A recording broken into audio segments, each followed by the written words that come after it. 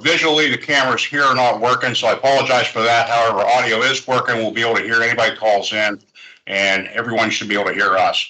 So do I have any objections at this time to the recording of this meeting? If any objections from a member of the public, they can be invited to not speak or leave the meeting. Moderator will control the flow of the meeting today. We'll introduce each action, discussion, and informational item prior to board discussion and voting.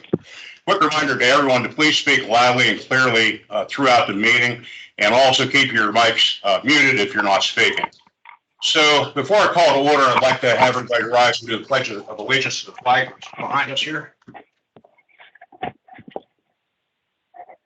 I pledge allegiance to the flag of the United States of America and to the republic for which it stands, one nation, under God, indivisible, with liberty and justice for all.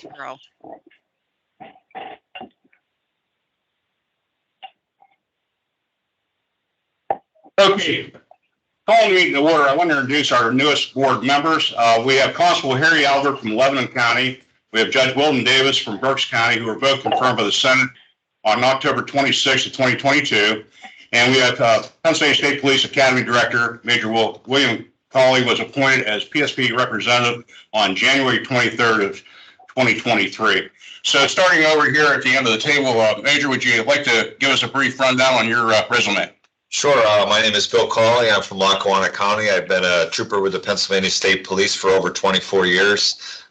Prior to being at the academy, I spent a short stint in research and development. Prior to that, I was the director of the basic training division at the academy. And then I spent time on the road throughout Troop R Dunmore, Troop M Bethlehem, Troop N Hazleton, Troop K Philadelphia. So that's been an extensive, good run for 24 years. And I'm looking forward to being here today. Okay, thank you so much. Heading right down the table, Judge Davis, please. Good morning, everyone. I am Judge Walden H. Davis, Magisterial District Judge, actually out of Delaware County, City of Chester. I was elected in 2011, have been serving ever since. I'm actually headed into my third term. I am a previous past president of our local District Judges Association in Delaware County, a past president of our local District 11 Association, which consists of Chester County, Delaware County, as well as Philadelphia Municipal Court. And I'm currently the first vice president of the Special Court Judges Association of Pennsylvania. I have enjoyed my tenure as being a magisterial district judge. And prior to being that, I served as an adult probation officer in Delaware County for a period of about 8 years. I've been fairly active, and I love doing what I'm doing and serving in my community. And I look forward to being a part of this board and being an asset here as well. So thanks for having me. Thank you. Appreciate that, Judge. And then Constable Harry Albert, if you're on the call here, would you please give us your resume? Sure. It's Harry Albert Jr., elected in Constable in 1997, been reelected since. Small business owner of outsourcing customer service and collections, specializing in that type of work, data transfer, forecasting and budgeting. That's kind of what our background is, and looking forward to serving on the board. Okay, thank you so much. Mr. Chair. Yes. I just want to remind, if you're not speaking, to please keep your microphones on mute. We're getting a lot of feedback from somebody, so please make sure you remain muted. Thank you. Okay, thank you. So I guess we'll do a roll call vote first. Sherry, would you perform that? Well, actually, before we do that, should we get into the election of officers? Well, I think we need to roll call to establish a quorum. Oh, yes, you are correct. Okay. If we could start down with Judge Davis, please. Judge Walden H. Davis, present. Okay. Constable Craig Westover, present. Trisha Norwood Foden, present. Major William Cawley, present. Okay. And then our virtual members. Bud Pipes, present. Harry Albert, present. Okay. So I heard both Bud Pipes is present and Harry Albert, correct? Yeah, correct. Correct. Okay. So we established the fact that we do have a quorum so that we can proceed into our election of officers. So Cheryl, I'll have you handle that. Yes. For the Laura Gonzalez, Constable for Bucks County Cousins. Could you repeat that, please? I didn't know if I was supposed to say something. My name is Pilar Gonzalez, and I actually been speaking today. I'm elected constable for Berks County, 7th District. Okay. At this time, we are just introducing the board members. If you wish to speak during the public Oh, I'm voice, sorry. we can announce that at that time then. Thank you. Okay, no problem. Also, briefly, before we get any further, want to go ahead and introduce your staff members and person. Sure, we could do that. If I could start with John. I am John Fowle. I'm the manager of the Bureau of Training Services, PCCD. Sherry Leffler, I'm the supervisor of the Constable's Education and Training Program. Nick Hartman, I work under Sherry. Robert, if you would Oh, go ahead. sure. Introduce yourselves. Sure, absolutely. Robert Orth with Indiana University of Pennsylvania and full-time research consultant to PCCD here. Charles Garside, RUP and full-time at PCCD as a data analyst. And then I know that we also have PCCD staff on the call as well. If you could recognize yourself, please. Good morning, everyone. This is Sally Barry. I'm the director for the Office of Justice Programs here at PCCD. Tracy Beaver, Constables Program Training Staff Member, PCCD. Good morning, everybody. This is Megan Staub. I'm the curriculum manager here at PCCD for all of the CETB training. I'm Dorothy Jacobelli. I am the Administrative and Fiscal Officer for the Constables Program here at PCCD. Good morning, Teresa all. Ford. Go ahead, Deborah. Good morning, Deborah Sandiford, Chief Counsel, PCCD. Good morning, Teresa Ford, Manager of Financial Administration. Any other PCCD staff on the call? Okay, thank you for that. Then we will go ahead and we'll proceed with the election of officers. At this time, we're still getting some feedback. Could you please mute your mics, please? Everyone who's on the call.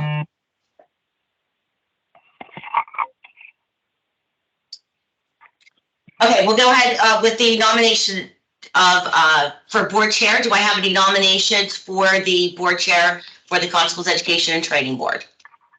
Any nominations?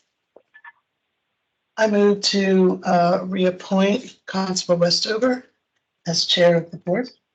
Do we have a second for that nomination for Craig Westover? I'd second that. And is that Harry Albert? Harry Albert, correct. Thank you. Please, because you're remote, if you could just please state your name when you are seconding or approving motions. Okay, and then we'll take a roll call vote for the nomination of Craig Westover for the chair of the Constables Education and Training Board for the calendar year 2023. Can we start with the major, please? Yes. Aye. Aye.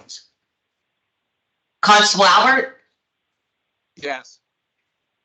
Constable Pites? Yes. You are the chair. Okay, thank you very much. I appreciate that. And then do you want to go ahead and move into vice chair? Yep, if I could take any nominations for the board vice chair. Are there any nominations? I would request that Tricia be appointed as vice chair. Do I have a second to that motion for Tricia Norwood Foden to be the vice chair of the board? Sure, I'll second it, Harry Right, Albert. I'll second that. Okay. And then if we could again do a roll call vote for this nomination.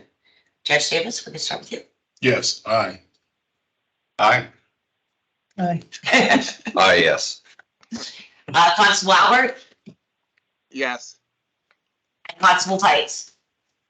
Yes. Thank you both for accepting the positions. Okay, and I appreciate your vote of confidence, and I will. I put a lot of time in with the board. I try to make sure that I'm organized and ready to go for these meetings, and also the issues that come up, on a day-to-day as I get notified of certain things. I try to stay on top of things. So I do appreciate it, and I will. I think my track record is pretty good as far as I don't want to jinx myself. I don't think I've ever missed a meeting since I've been back on, and so I appreciate that. Okay, I guess we'll move on, and we actually basically jumped out of line here because you have welcome introductions of board members and program staff, so we've got that handled. And we have recognized that we do have a quorum, and Sherry did the PCC staff on the call. She identified them. How about our training contractors? I see we have one here in person. I appreciate that. Good morning, Tony Luongo, Director of Criminal Justice Training Programs at Temple University. Good morning. Do we have any other training contractors out there on the call? Good morning. This This is Steve Shilo from Penn State University. Dave, very good. Anybody else from Penn State?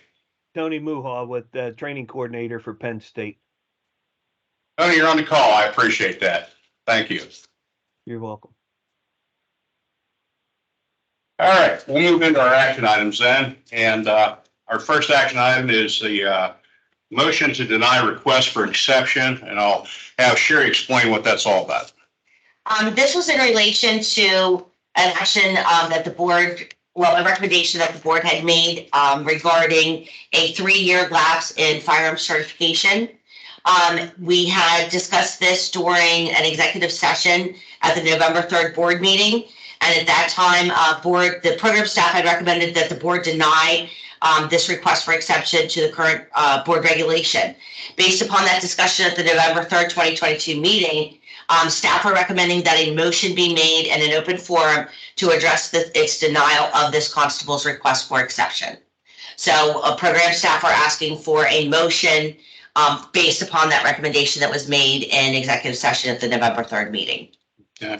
So that's on page 3 of our packet, the motion to deny request for exception. So I'll start the ball rolling by making a motion to accept that board, I should say staff recommendation to deny the request for exception. Do I hear a second to that?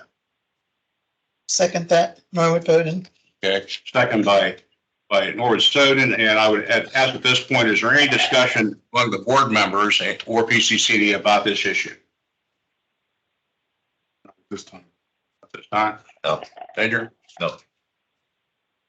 Okay. So at this point, we have any public comment on this particular action item? Hearing none, I'll go into a roll call vote. And Major? A yes or no on your?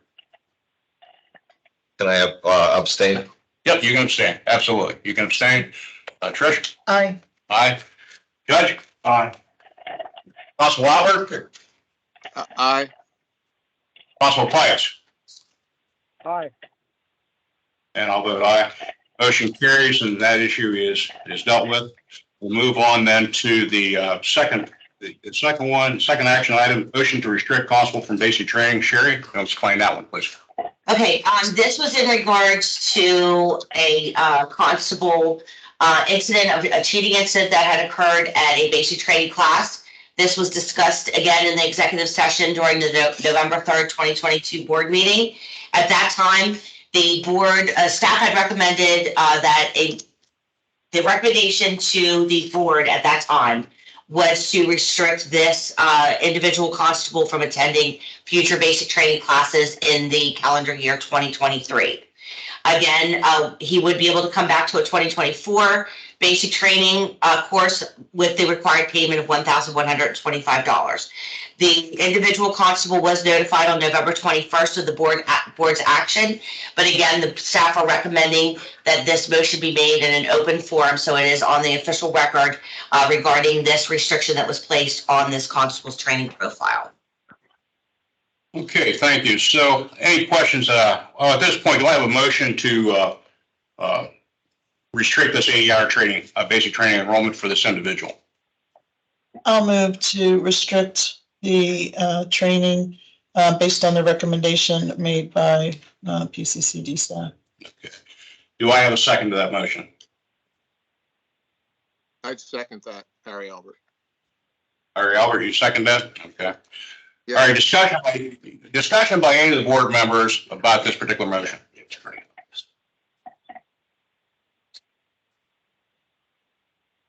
Okay, hearing none, do we have any public comment about this action item?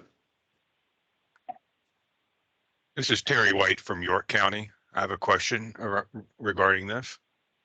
Yes, sir. Go ahead, Terry White. Why are we not listing the constable's name? I can answer that, and that was based on the recommendation of legal counsel. Okay. Okay, Terry, that's your particular answer on that. Anything else on this issue? Anyone else? Other public comment? Excuse me, may I speak? Pilar Gonzalez.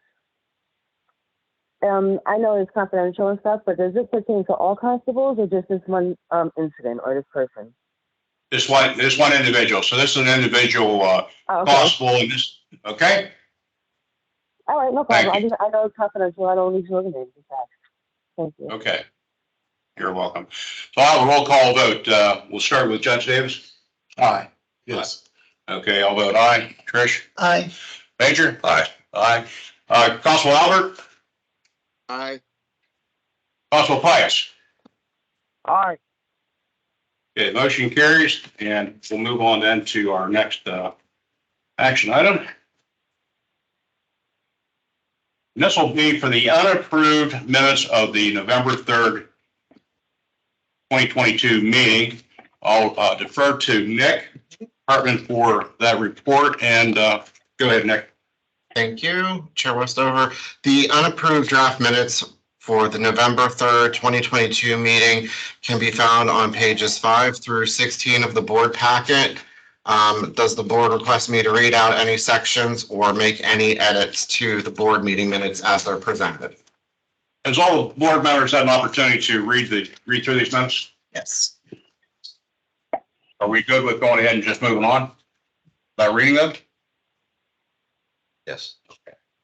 So do I have a motion then to approve these? I'll make that motion. This is Pikes. Okay, thank you, Constable Pikes. Do I have a second? Yes. Okay, that'll be seconded by Trish. Do we have any public comment about the minutes of the meeting? Hearing none, we'll move into a roll call vote. I'll start with Constable Albert. Aye. Constable Pikes. Aye. Judge Davis. Aye. I vote aye. Trish. Aye. Major. Aye. Okay. Unapproved minutes have been approved. Thank you very much. Dispense with that. And we'll move into the unapproved financial report of the February 9th, 2023 meeting, and that will be Dorothy. February 9th, correct? Yeah. All right, very good. Go ahead, Dorothy. Good morning, all. The fiscal report for the second quarter of the state fiscal year 2022-23 is found in your packets on pages 17 through 22, beginning with the statement of cash receipts, expenditures, and commitments on page 17. Under the receipts, the balance carried forward from the previous fiscal year was $3,086,320.04. The fees collected through the second quarter were $726,935.76. The total funds available as of December 31st, 2022 were $3,813,255.80. Under expenditures and commitments, the total cumulative expenditures as of December 31st, 2022 were $474,952.93. Total cumulative expenditures and commitments as of December 31st, 2022 were $3,617,996.07.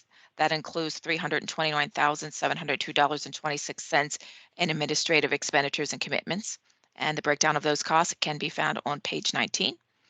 Total uncommitted funds as of December 31st, 2022 is $195,259.73. As a footnote, class fees paid as of 12/31/22 were $139,020. Does anyone have any questions?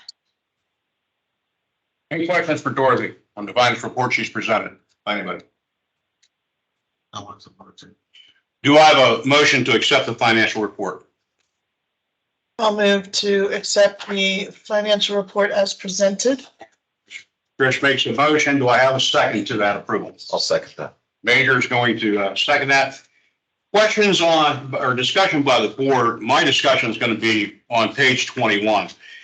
Something I want to try to get cleared up, John. You know, we're looking at page 21. We're looking at state fiscal year 2022 to 23. We're shown in September on a report of our constable fee collections that we had $349,090.40 that come in September. And it looks like we got another amount in $377,845.32 in December. So right now we're at $726,935.76. And our projection is that we're going to have $1,300,000. If you look forward in your reports, you'll see that we're going to be dropping down below $1 million. What is the threshold with revenue as far as our ability to spend money in the program? What's that magic number? Where do we have to stay above? Well, and what I'd say, Craig, to start out is, I couldn't tell you that right now. You know, and part of the issue is, you know, all our contracts or training's done on contract. Of course, we have to show those commitments. So if we have a commitment, you know, for a certain dollar amount with Temple, as we close out that contract, any money not spent due to canceled classes, reduced training, you know, training was less than what we anticipated. That money obviously comes back into the fund. And as you know, historically, that kind of kicks the can down the road, you know, because when we close out contracts, you know, then that kind of, you'll see a little uptick in the fund. And so, as we've discussed, we know revenues are declining, but with that little kick we get when we close out contracts at the end of a fiscal year, kind of gives us a little breath to move forward. So we can, I can talk with the fiscal staff and we can kind of try and come up with that. What is that drop dead number on revenues? And again, as you'll see later on when Dr. Orth does his presentation, that not unpredictable, but that surge and decline in training population, you know, the training demand. So we've been kind of playing this game for a long time, you know, trying to forecast what the training demand is going to be and how much money do we have to carry that out. So I think Dr. Orr's presentation will shed a little more light on the declining revenues. Yeah. And that, I think, will help us then forecast that number. Yeah. Well, I'm not Dr. Gloom, but I'm also not Dr. Feelgood, you know, and that's why I want to get a handle on where that number's at, because I get challenged on this. You know, we talked about it back at the fall meeting. Hey, are we in a position that we're going to be able to move forward? Or we got to start looking at charging for maybe Con Ed, things of that nature? And I'm getting kind of challenged on that. So, you know, but I'll look at the projections. And I know they're just projections, but, you know, 22-23 ending balance, we were projecting $2,386,320, but 26-27 fiscal year, we're down to $729,376 according to projection. So my concern always has been, what is that drop dead number? You know, because I know it's not zero. I know revenue at some point says, look, you know, you guys are, you know, frozen on what you can do as far as expenditures. So I'm trying to get a good handle on that before we talk any further about any actions for, you know, going forward of charging anybody. I don't want to charge anybody for training if we don't have to, but I want to know I want a good number for that going forward. Sure. And you know, and again, not to be evasive, but I think sometimes that's a moving target, that revenue, because it is the balance between what's coming in and what can we afford based on the training demand. Yeah. You know, so for example, last year and this year, because 2020 was a big election cycle. So during 21 was a big election cycle. So during 22 and 23, we had a big spike in new constables coming in. And yes, they're paying for basic training, but that carries over the next year into Con Ed and firearms where we're paying for that training. So I think I would have to sit down with the fiscal staff and come up with, and, you know, look at that data and come up with, you know, what's our bare minimum revenue based on historical trends, you know. So, well, I'm looking forward to that, and along with the good doctor over here, you know, I really want to know where we're at on numbers. So I'm kind of a numbers guy, because we haven't figured that out yet. And just to point out too, on page 19 of the administrative PO listing, they do have columns on there that show the liquidations that John referenced going back into the fund then at the end of those fiscal periods then. Okay. And I will say on that, in 26 years of contracts, whether it's training, curriculum development, we have never paid full price because of that. You know, we project to train so many guys this year, and then through various reasons, we cancel classes. We don't end up training as many people as we projected. So that's a good historical trend. So, yeah. Well, I kind of like your analogy, moving target. That's a moving target. Where are we at with Alutech?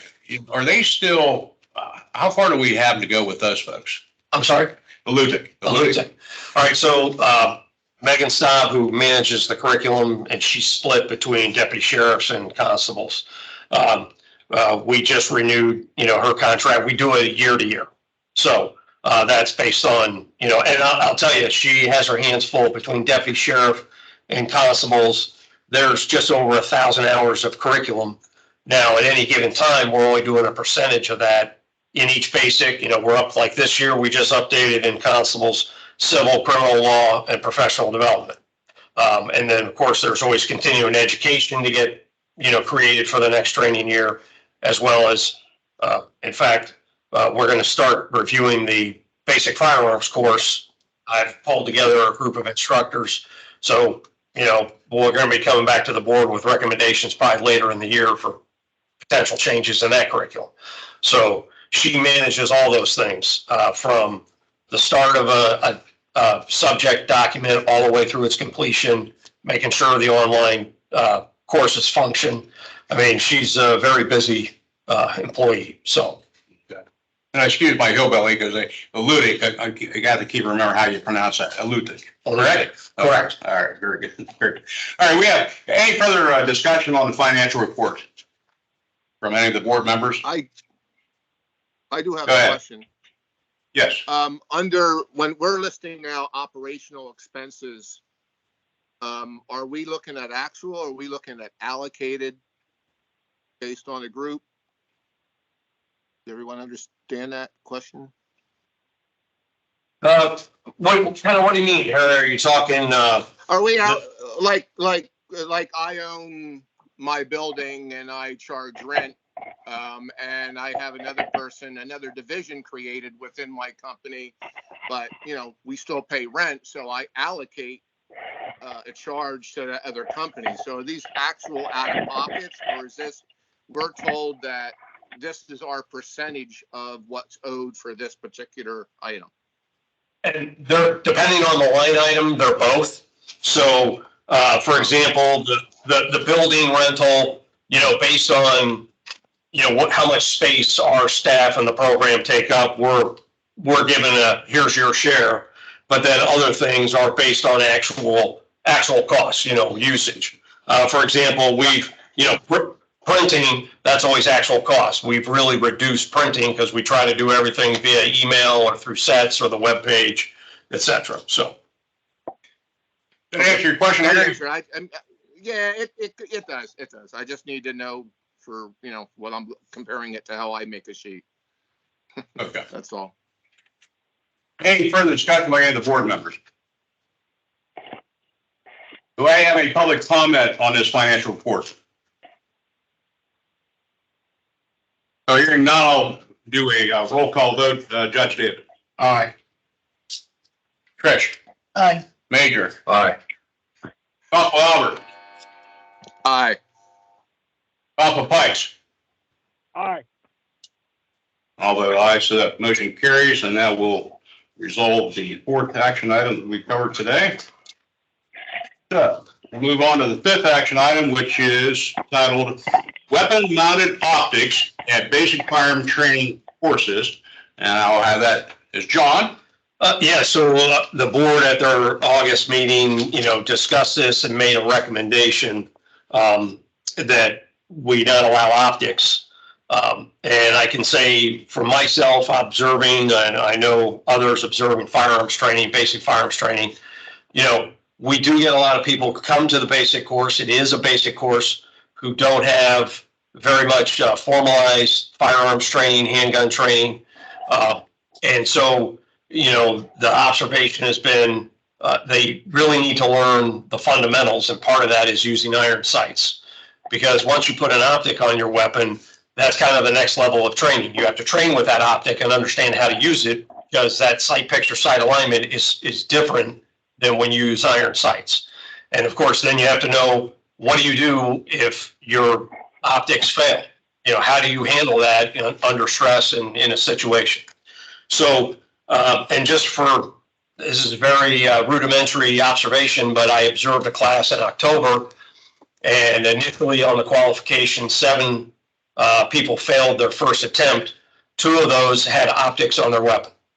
And in talking with those individuals, they had not trained with it. They had not, I think there's a perception that this is a quick fix or it's easier. And upon getting some remediation and then their second attempt, 5 of the 7 failed the second time. And so I know over time we've observed that it really, they need to learn those fundamentals. And that's one of them. So the board had just made a recommendation, but we think if the board truly wants to make that stick, we should probably have an action item to, make this permanent. So as a board member, but also as a firearms instructor, I also observed last summer, the first I saw optics coming into basic training, and those folks really struggle with them. It was dead of the summer, high noon, everything washes out. They can't see what's going on. They're trying to see the red dots or whatever down range. And so that was, and they're playing around with the intensity of the light, trying to figure out how to pick that up, at high noon. And I said at that point, I said, this is something that really is for advanced training. This is for basic training. You really need to be able to run iron sights because those optics go down. If you've never trained on the iron sights, then what do? The battery quits, the optics get broke, whatever happens. And so for me, that's kind of what started this whole issue. I'll take credit. I started this issue just because I really felt that's something I don't have an issue with after you've got the basic training, you've qualified. If you want to come back in Con Ed the following years and do that, with an optic, that's fine. That's fine.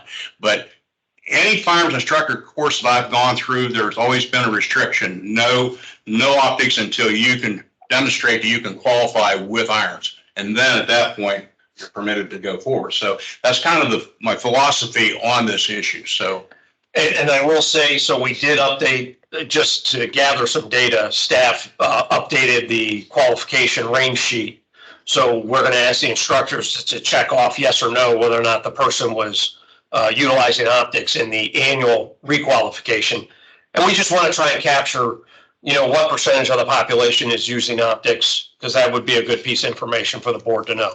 Is it 1%, 10%, because that's good to know going forward as we do the basic training, basic firearms curriculum review. That would be a good piece of data to have. So, and then looking into optics, I've done a lot of research on it since midsummer, and I'm saying, for a lot of the firearms instructors, they've got to go back and do a dedicated course, instructor's course on optics. And so that's something, in fact, I have a couple of good friend instructors that are actually doing it right now. They're going through a training program where they pay to go out to get certified then as optics as an instructor. So Major, since you're a training guy, what's your thoughts on this? I agree. You can't always depend on the optics working. You got to be able to use the iron sight. So I agree not, having them qualify originally with the iron sights, and if they want to do that if they want to use the optics later on, that's fine. But train originally with the iron sights. Judge Davis, any discussion on that? I would trust the advice that has been provided for those that are qualified in this area, which are yourself and Major and Mr. Fowl. So my conclusion is to result with how you gentlemen feel and what you think about this information. Okay. Trish, what's your thoughts? Absolutely. I concur with Judge Davis that I would defer to those with the knowledge and the expertise in training and firearms use. Constable Pikes, Constable Albert, any discussion on this issue? No, I would agree with it as well. I would like just to spell it out differently. When I first read it, it was almost conflicting. You can't do it for basic, but you can do it for annual. But explaining that you need to demonstrate you can use iron sights before you can go to optics makes total sense to me. That's what made me look at it differently. Okay. Constable Pikes. I agree with Constable Albert. Okay. All right. Do I have a motion then to accept this action item and to have weapon mounted optics at basic training be prohibited. I I'll will. make the Make that motion. motion. I'll second. Okay, well, I'll have Judge Davis make the motion. I'll have Constable Albert make the second on that. Any further discussion? Any public comment on this issue? Hearing none, I'll move into a roll call vote. Major? Aye. Trish? Aye. I was an aye, Chairman? Yes. Okay, Judge? Okay. Constable Albert? Aye. And Constable Pikes? Aye. Motion carries, and we'll move forward into our sixth action item, which will be our board regulations final revision approval. And this was an ongoing process, so I will have Sherry explain that process and how it goes from here to beyond. Yeah. So basically, we have been working on edits to the board regulations for about a good year now. They have come to the board several times for the revisions that were made and suggestions. We would go back to the drawing board, make additional changes, revisions to the regulations. What is being presented to the board today is all of the previously discussed edits that were made to the board regulations over the last year. I am asking for the board to approve this version so that we can go forward with the internal PCCD approval process. That will then, once that occurs, if there are any changes for PCCD staff, that will come back to the board again, and we will ask you to approve any of those additional changes then before it would go outside of the agency for the reviews and approvals. So the documentation that was presented to the board today is the edited version of how this will look going to, based upon the, the review of PCCD staff and the other external review process. But this is the best version going forward for the approval process so that we can get this keep this ball rolling so that we can try to get this resolved in a timely manner. But it's still going to probably take us another year or so of reviews until we get approvals. And I was just going to make that comment. Keep in mind that even after PCCD review, the commission approval, it starts the regulatory review process, which will, even if it goes well and nobody kicks it back for changes, it can take up to a year. So before it ends up in the Independent Regulatory Review Commission's final review and approval. So basically, this is just clean up all the language from the old act and some of the prior to the pandemic and realistic changes we made that we had to update our regs to meet what right. policy is. And as some board policy has changed, as training evolved, it was much more of a housekeeping cleanup of the regulations to reflect how we're actually conducting business, in training, et cetera. Do I have a motion to approve this draft? I will make that motion. All right, I'll have Trish make the motion. Constable Pikes, I'll have you do the second then, okay? Okay. Any further discussion on this by the board? Do I have any public comment on this Title 37 revision? Constable Abe Smith, Westmoreland County. Okay, Constable, go ahead. I'm looking at the packet. I don't know if I'm missing it here. Do we have a copy of these proposed changes? On the Title 37 draft? They were not Yes, provided yes. in the board packet. Not in the board packet. They were not So they provided don't in, know will it be made available publicly on the website? Well, that's part of the whole regulatory review process. At certain points, they have to be published in the Pennsylvania Bulletin for public comment. There are specific timeframes that they're out there and available for public comment. So that's all part of that mandated, very scripted review process. Does that answer your question, Constable? Yes, it does. Okay, thank you. Any other public comment? Okay, I'll start with the roll call vote. Constable Pikes? Aye. Constable Albert?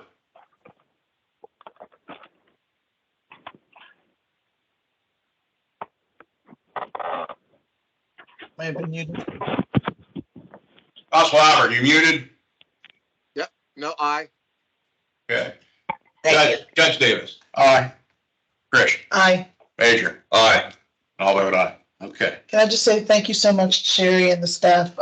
This was really a long process and, speaking on, as a board member, you made the process very smooth for me so that I could, review these and, you provided great, response to any of my questions about it. So thank you to Thank you. PCC to staff for doing a really great job on revising these, regulations.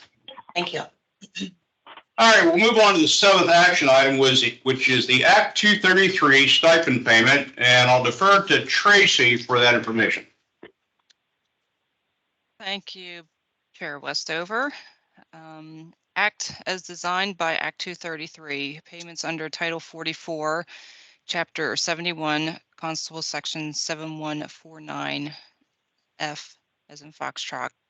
The fund surplus, the Commission may allocate any surplus funds in the Constable's Education Training Act, also CETA, to assist constables and deputy constables with the costs associated with attendance at continuing education programs. In recent years, the Board and Commission have determined that there were no surplus funds in the CETA sufficient to assist constables and deputy constables with these costs. The Commission did approve training stipends up until 2008, and no additional stipends have been approved by the Board since that time. As you stated earlier, the Board does continue to monitor the stability of the health and the CETA, and annually makes a recommendation on whether or not to provide the stipend to constables and deputy constables. Due to the current unhealthy status of the CETA, program staff recommends that no additional payments be made under Title 44, Section 7149, the Act 235 stipend, to constables and deputy constables until sufficient funds are available to allocate those surplus funds to a stipend payment. Okay, thank you. So you hear the recommendation was made by the board, and I just want to state for the record, I'm not Mr. Ming, but there is no cash in the well. And so I will make the motion that we do not pay, and the action requested by the board be confirmed that there will be no payment this year for that money. So that'll be my motion. Do I have a second to that motion? I'll second that. Major will second that. Further discussion by any board members about the motion? The only other thing that I wanted to bring up is we routinely bring this back on an annual basis. We will no longer be doing that until the fund is healthy enough. So we're going to suspend bringing these back every year to ask you to deny these payments until we have a healthy fund that we can bring it back until there's an approval. That would be very much appreciated because we've gone through this exercise. Every single year. I'm sorry, Judge, did you want to say?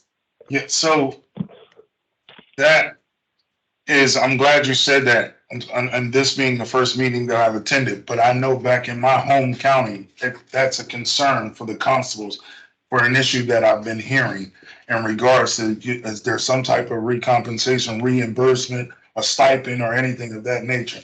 So for that, and for that, I'm going to abstain on my vote in this one. Okay. Okay. That's fine. The judge will be recognizing abstention. Any discussion from the public on this item?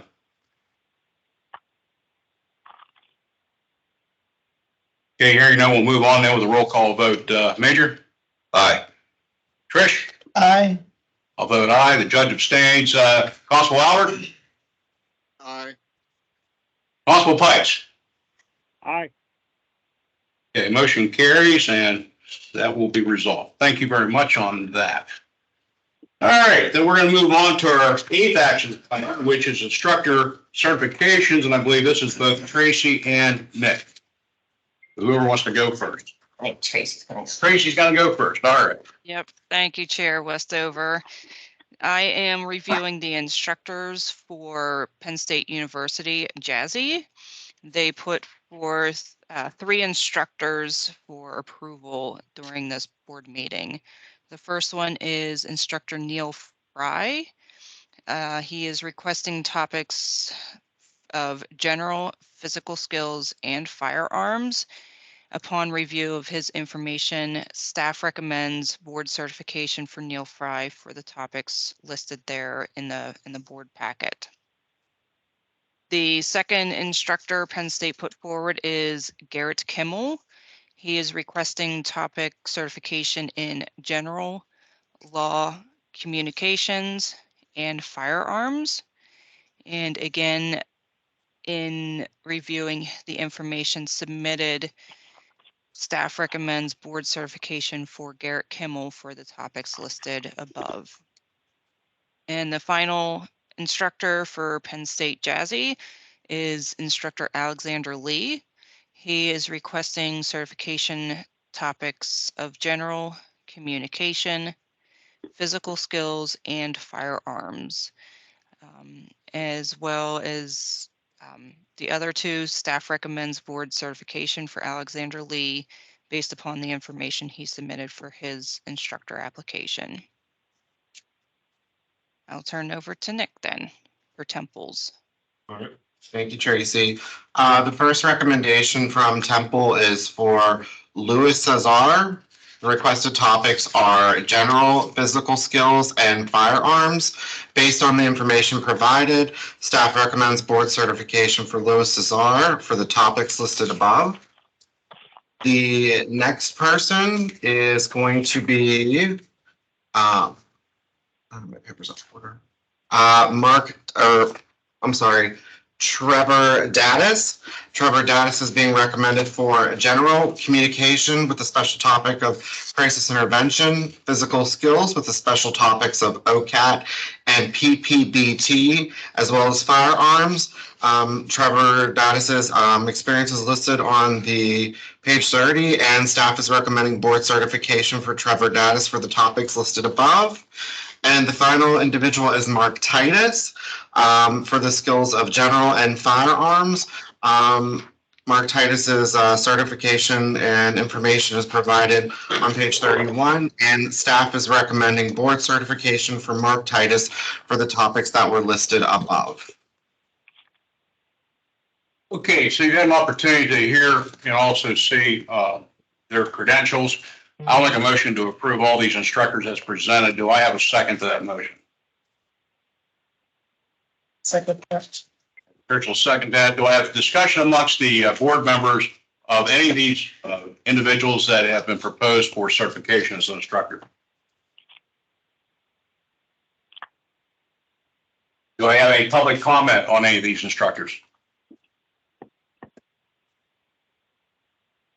Hearing none, I'll go into a roll call vote. Constable Pikes? Aye. Constable Albert? Aye. Major? Aye. Trish? Aye. I'll vote aye. Judge? Aye. Motion carries, and those instructors have been accepted, and I welcome on board. Very good. All right. So that gets to our action items. We're going to move into our discussion items part, and this first discussion is going to be the Constable Program Supervisor's Report, and I'll turn it over to Sheriff. Thank you for that, Chair Westover, and I do apologize. This has totally escaped me this week, so I do have a lot of blank spaces on my supervisor's report this week for this board meeting. So I'll just get into it.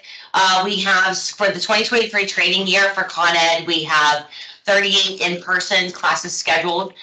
So far, we've had one completed that was on January 28th. The online, we are still working on getting the online grades, submissions for those online subjects from Temple University. So those will be updated as quickly and as soon as possible.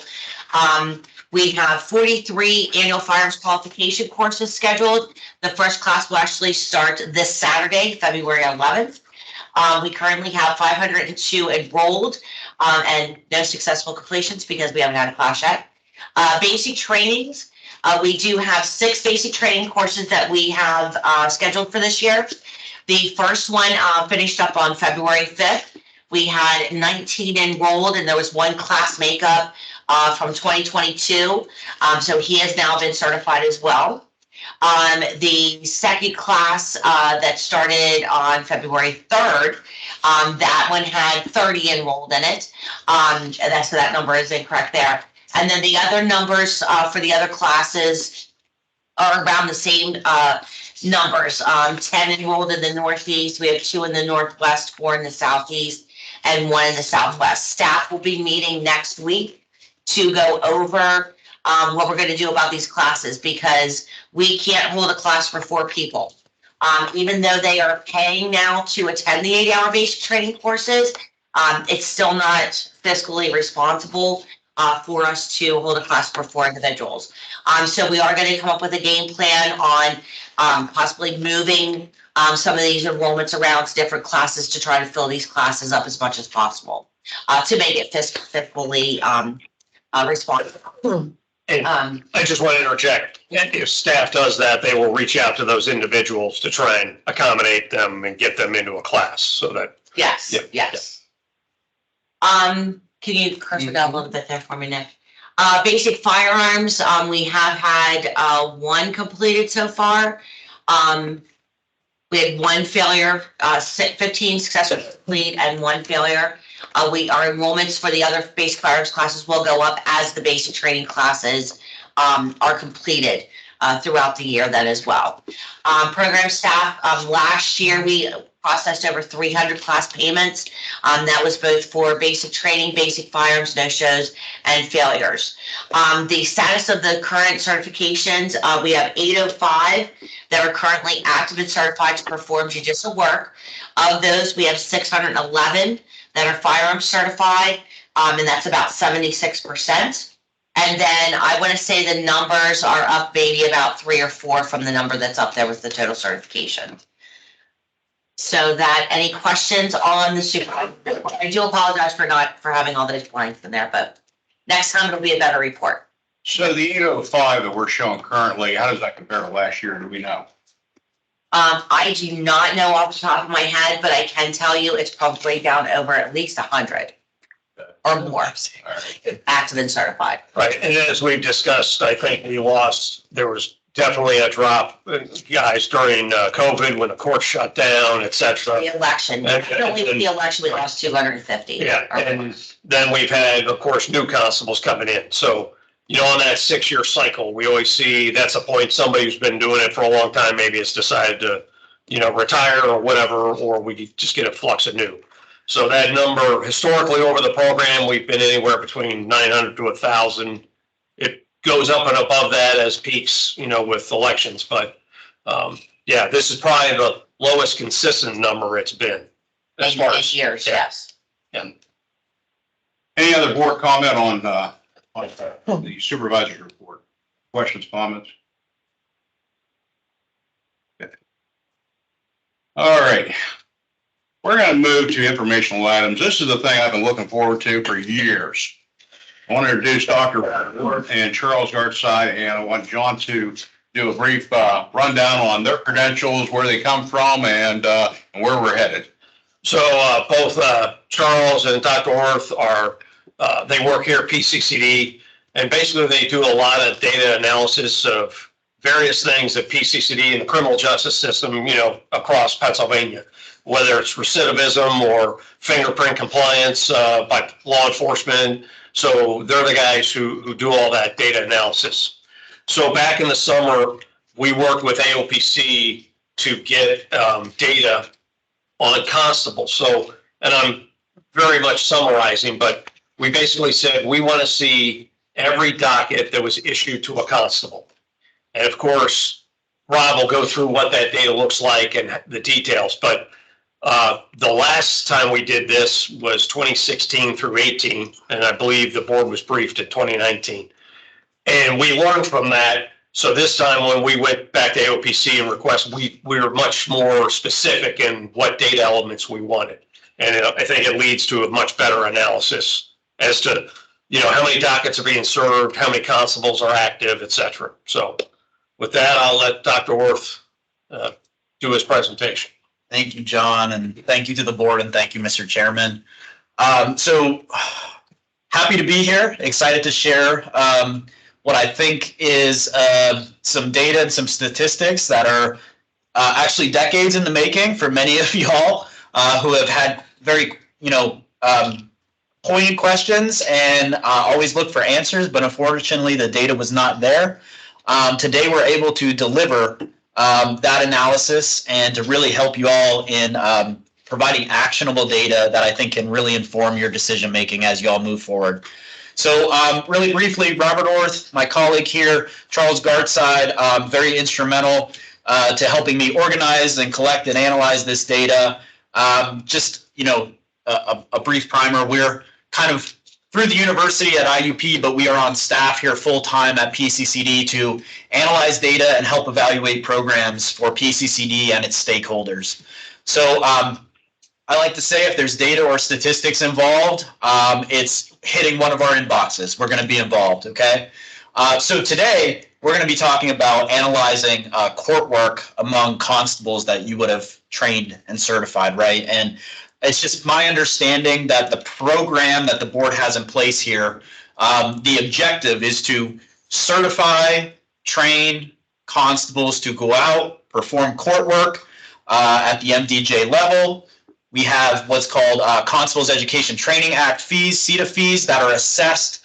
And then that it's, what is it, $5 per criminal defendant, $5 per every civil defendant. That then comes to PCCD, hopefully, right? It should be collected, right? And then that money, those funds are then used to train future cohorts of constables and certify them, right? So just setting up the business model, right? So next slide, please. So I just want to talk about the metrics roadmap, but I will say, let me just step through all the slides and then we'll have some questions at the end. You guys are going to have a lot of questions and rightfully you should. Let's talk about them and I'm happy to stay as long as I need to answer questions. But I think just let me get through the analysis and present the findings because otherwise it's a little bit unwieldy with this hybrid format, right, of meeting. So in terms of the metrics that we're going to be talking about today, we're going to talk about certifications of constables, court work that's performed, specifically that's dockets that are served by constables. We're going to look at it from a county analysis standpoint. What's the connection there between the volume of constables and the volume of dockets? And then I'm going to finish with some themes and some takeaways. And as I step through these slides, I think it would be really important if everyone looks at them with clear eyes and just lets the data speak. In many instances, we have data. When we look at a data set, it's all over the place. There's a lot of variance. It's not really, one metric is up in 1 year, the next it's down, it's fluctuating, right? There's volatility.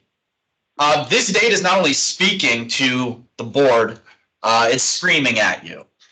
So I think it's important to just look at it clear-eyed and say, what is this telling me? And you'll see there's clear trends and clear patterns that are outlined. So quick housekeeping, our prior analysis, I know some of the board's faces are familiar to me. My colleague and I were here in August of 2019 and we did an early iteration of this. The world was a much different place in August of 2019 than it is now. So a few years later, we're refreshing this as we've gotten better and more robust data from AOPC. So the difference back then was AOPC kind of just gave us aggregate data, right? Here was Constable John Smith, here was his board certification, and in these 3 years, he served 500 dockets. Didn't really tell us too much. Today, the way the new data comes in is we get a constable's name, it's appended and matched to their certification so we can track them through the entire court process. We get each individual docket that they serve. We get all of the various fees or year of assessment as well. So from this data, we can answer a lot of questions, right? So we get the who, the what, the where, the when, the how many, right? And then when I tabulate all of that, this is like 1.2 million rows of data in terms of dockets over a 3-year period. When I tabulate all of that for each constable, we can tell you the extent or the volume that they worked in those years. So it's very robust from where we were. Go ahead, next slide, Nick.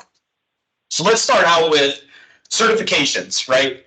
You all have people that attend basic training, they're certified, they come back, they do continuing ed, they're recertified, right?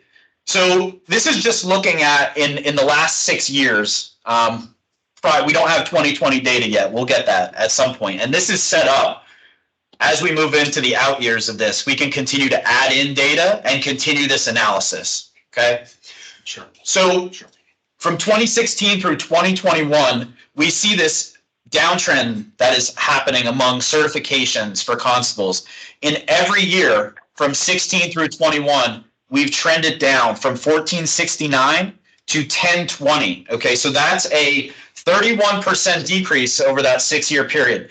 Now, we were here, like I said, in August 2019. We provided some data on the first kind of period of 16 through 18. That's a 9% decrease, okay? But now when we're looking at it with the data that's been updated from 2019 through 2021, you can see in that second period, the acceleration there of the downtrend is happening, right? It's almost, we have 9% decrease in 16 through 18, almost a 17% increase in 19 through 21. The second period decrease is actually nearly double of the first time period, right? So it's not improving, it's downtrending at a more accelerated rate. Next slide. Excuse me. Yep. Dr. Worthmount, may I ask a question? Sure. In the data that you're referring to, the data that we're referring to as we look at this graph, how much of this has been observed or considered, being that we know that in 2020 to 2021, we were in the midst of a pandemic? Yeah, so, and this is the highest amount of the pandemic. Yeah, so what you'll see is as we move through the data, 2020 is certainly an aberration year. We will see a little bit of rebound in some of the metrics in 2021, but it will not break the long-term downtrend, right? It's going to take something more to break that, which in this case is going to have to be some sort of a new rule or regulation, some sort of a legislative fix for all of these various metrics, right? It's not going to break on its own organically. For this data that we just looked at, that's not even data that's from AOPC. This is internally collected by PCCD in terms of who they certify each year. Yep. Now we're going to move into the AOPC data where we start pairing it. So here we're going to start looking at court work among constables that were certified. And so what you'll see is over time, we have less constables that are performing court work. So in 2019, we had our cohort of certified constables, 1224. Only 852 of them show up in the AOPC data as having served a docket. And so that's about 70%. When we go to 2020, you can see less and less constables as we move out into 2021.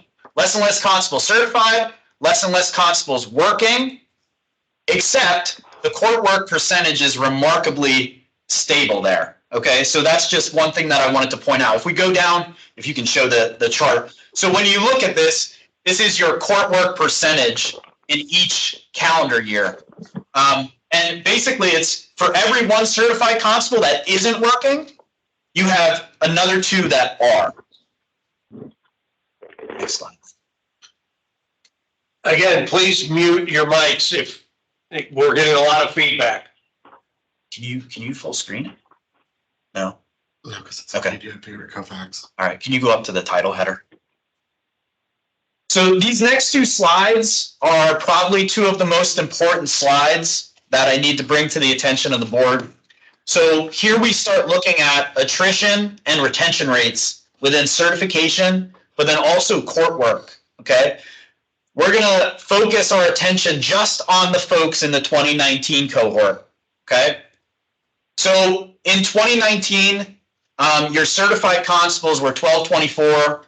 As we move out into the future, that drops, okay? So you have, by 2021, about 22% of your original certified cohort is gone. They're no longer retaining certification, okay? So your retention rate there is about 78%. But when you look at it from the court work standpoint, it's not like more folks are continuing to perform court work. That's also in a decreasing pattern. The attrition rate on that is about 19%, right? So you have an 81% retention rate in terms of the folks who start in year 1 working for the court, and by year 3, are they still working for the court? So you have about 4 out of every 5 that are working the court will be there in year 3. One thing that I just wanted to note is in the chart below, this gives you a little bit of a different way to analyze that. So again, we started with 1,224 certified constables. If we drop that down to 852, the court work, we're now only at about 70% of the original cohort. As we take that 1,224 and we move it out and say, well, who's still working of the people we trained and certified, right? It's at 56, 57%. So you're almost losing half of your certification cohort in terms of who is working for the courts by year 3. I would say by year 4, and I think you'll see this probably in the data and on the next slide, you're going to be over 50% attrition rate. So this is the most important slide I think you're going to see all day.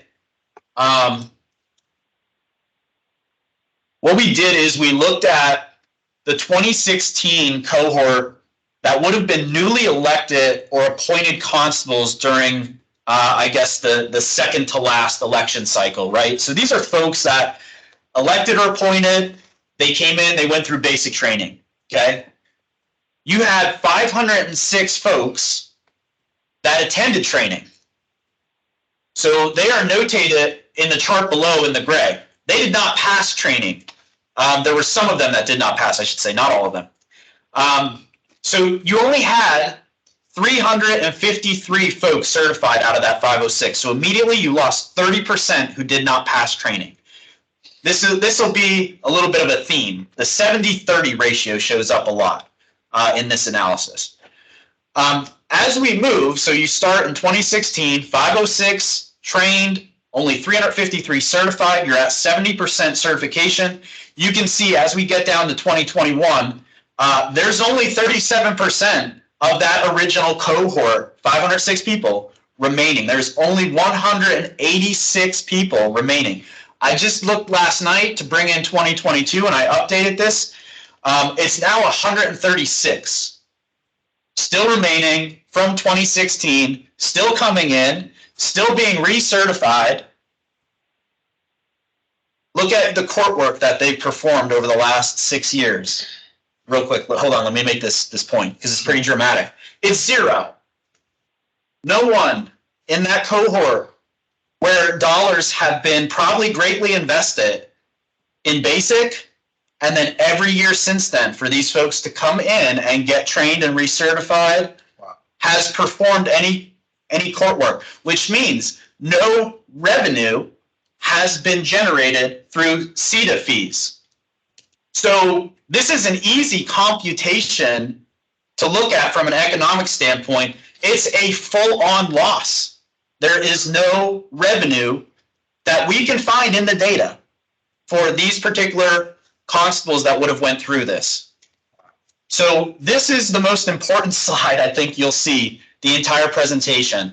And keep in mind, I think you've already gone through another round of basic or you have one upcoming too. We'll evaluate that data and see if that shakes out any differently. But what I would say is, as of 22, calendar year 22, you still have it's not on there, but I did it last night. You still have 136 people showing up to be recertified, and they've known for 6 years prior they're not going to perform any court work. I don't know what they're doing. I don't know if they're working in a school, if they're doing private security. That's not for me to know. I can just tell you the data. They're certainly not doing any court work on behalf of MDJs.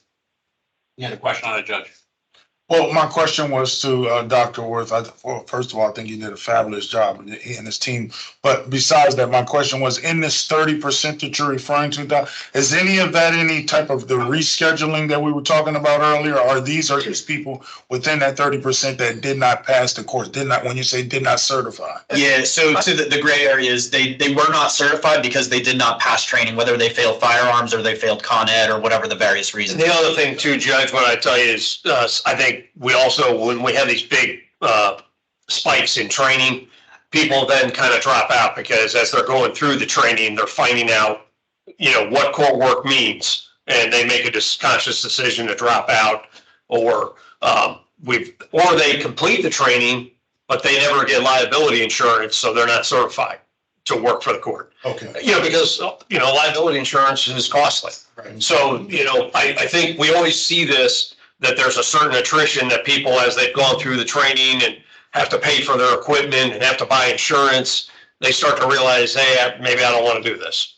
Right. So now we'll look at dockets served by court working constables over the last 3 years in which we have data, so 19 through 21.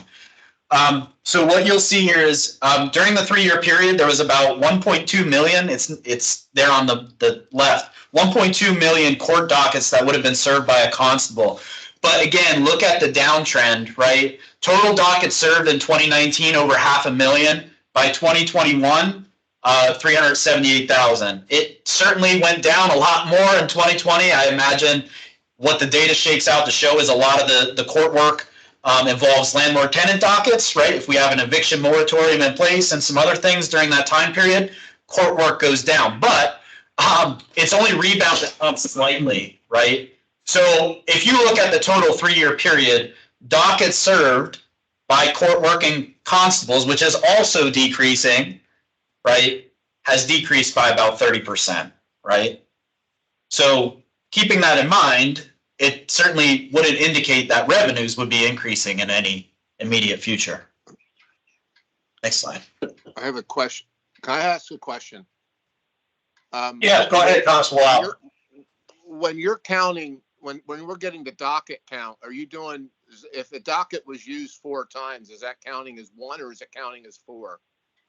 Yeah, so this is the totality of dockets. Even if we would have multiple constables working the same docket, it's double counted because it's still court work and there could be a CETA fee assessed onto it. We've also cut the analysis differently where we looked at unique dockets to also unique constables working that. So it would be a 1-to-1. But that data is not as important as giving you the attic or the big picture, the highest number. So the way the analysis is cut, it's if 10 constables worked on that same docket and generated fees, it's 10 instances of a docket. Yeah. Got it. Okay. Thank you. Is the public allowed to say something at this? What's that? You have another question? Not yet. Is there another question? Okay. Which slide we at? Page 8. Docket served still? Oh, okay. So server fees and CETA fees. So here when we talk about server fees, it's, the fee sheet, I guess, that the constable fills out, submits to the MDJ. So you can see there, again, we're in a clear downtrend. Those fees assessed under server fees there, that's gone from 650,000 to 436,000.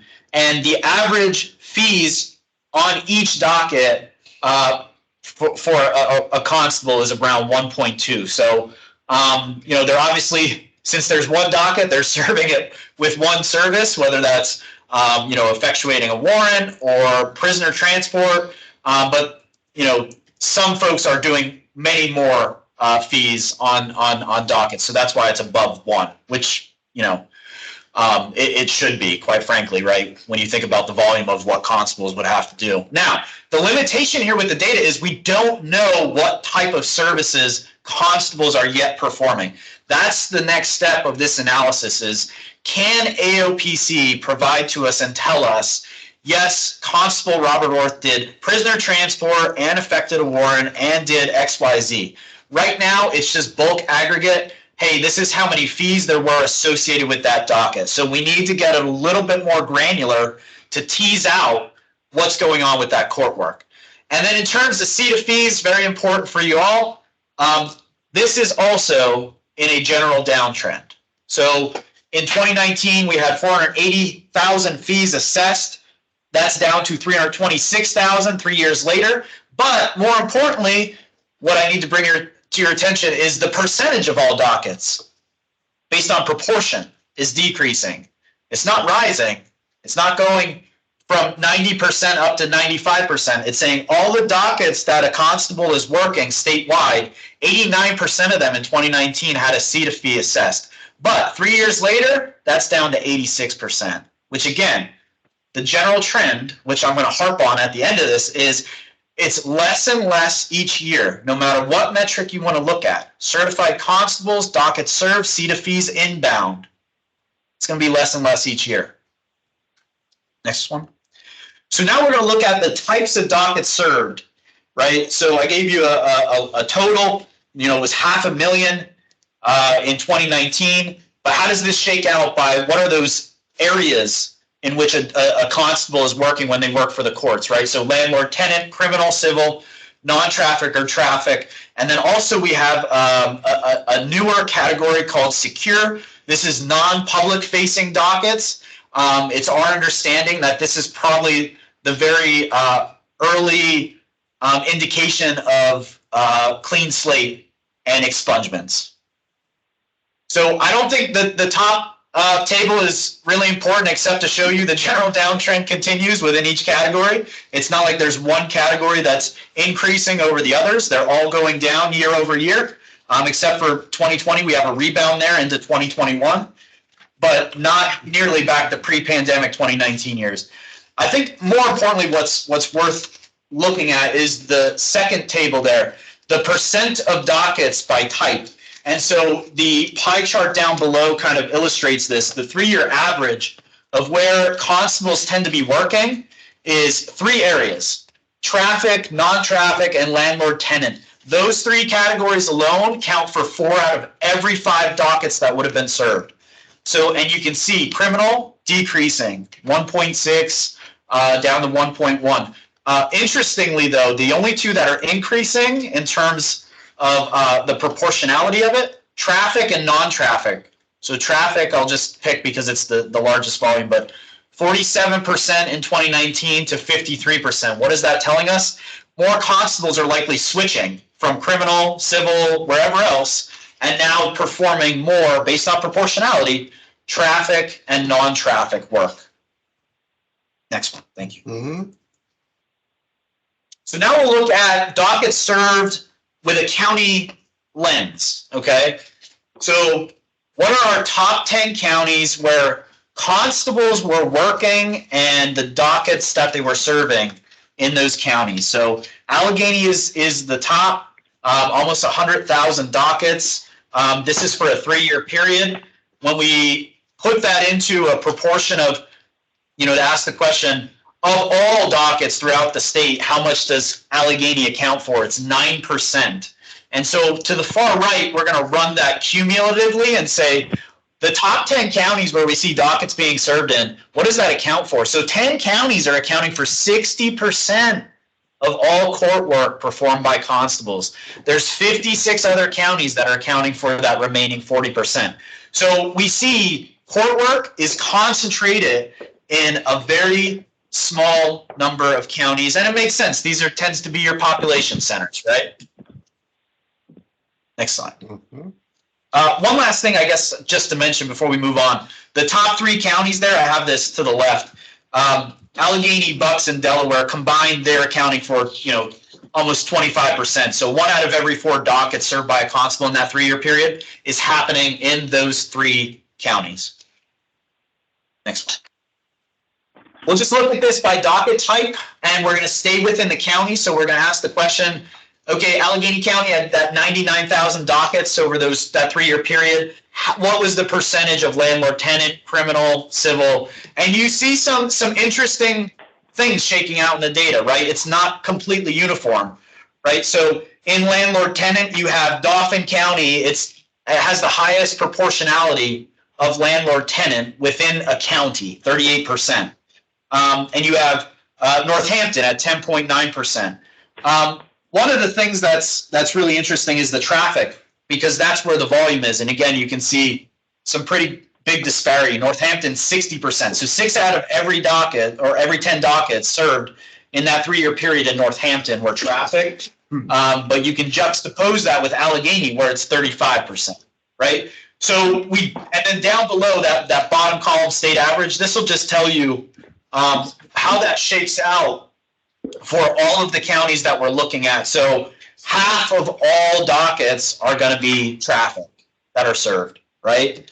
And then I just wanted to put a little map up there to show you those top 10 counties and where they land, because you can start to see that regionalization, that concentration visually of what's happening. And 9 out of the 10 counties, right, save for Allegheny, are in the east, southeast, south central kind of portion, right? So it's really concentrated and confined to a geographic area in terms of where things are moving by volume.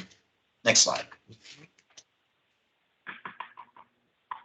So the last slide, we went across the rows, right, to establish 100% in that county. Now we're going to do it down the columns to say of all of the landlord tenant dockets served in the state, how much or what was the proportion that Allegheny accounted for, right? And so you can just start to see what pops. For me, what I see popping is landlord tenant. These top 10 counties are accounting for 2 out of every 3 landlord tenant dockets served across the state. And then criminal is even higher. So you have 10 counties that are responsible for 3 out of every 4 criminal dockets within the state that are being served by constables in that 3-year period. Down below that bottom table, this is just to give you a different lens to say, here's the top 3 counties within each docket type category. And again, I think the thing that pops is criminal, right? You have 3 counties that are accounting for 60%. 6 out of every 10 dockets served are going to be in those 3 counties. Next slide.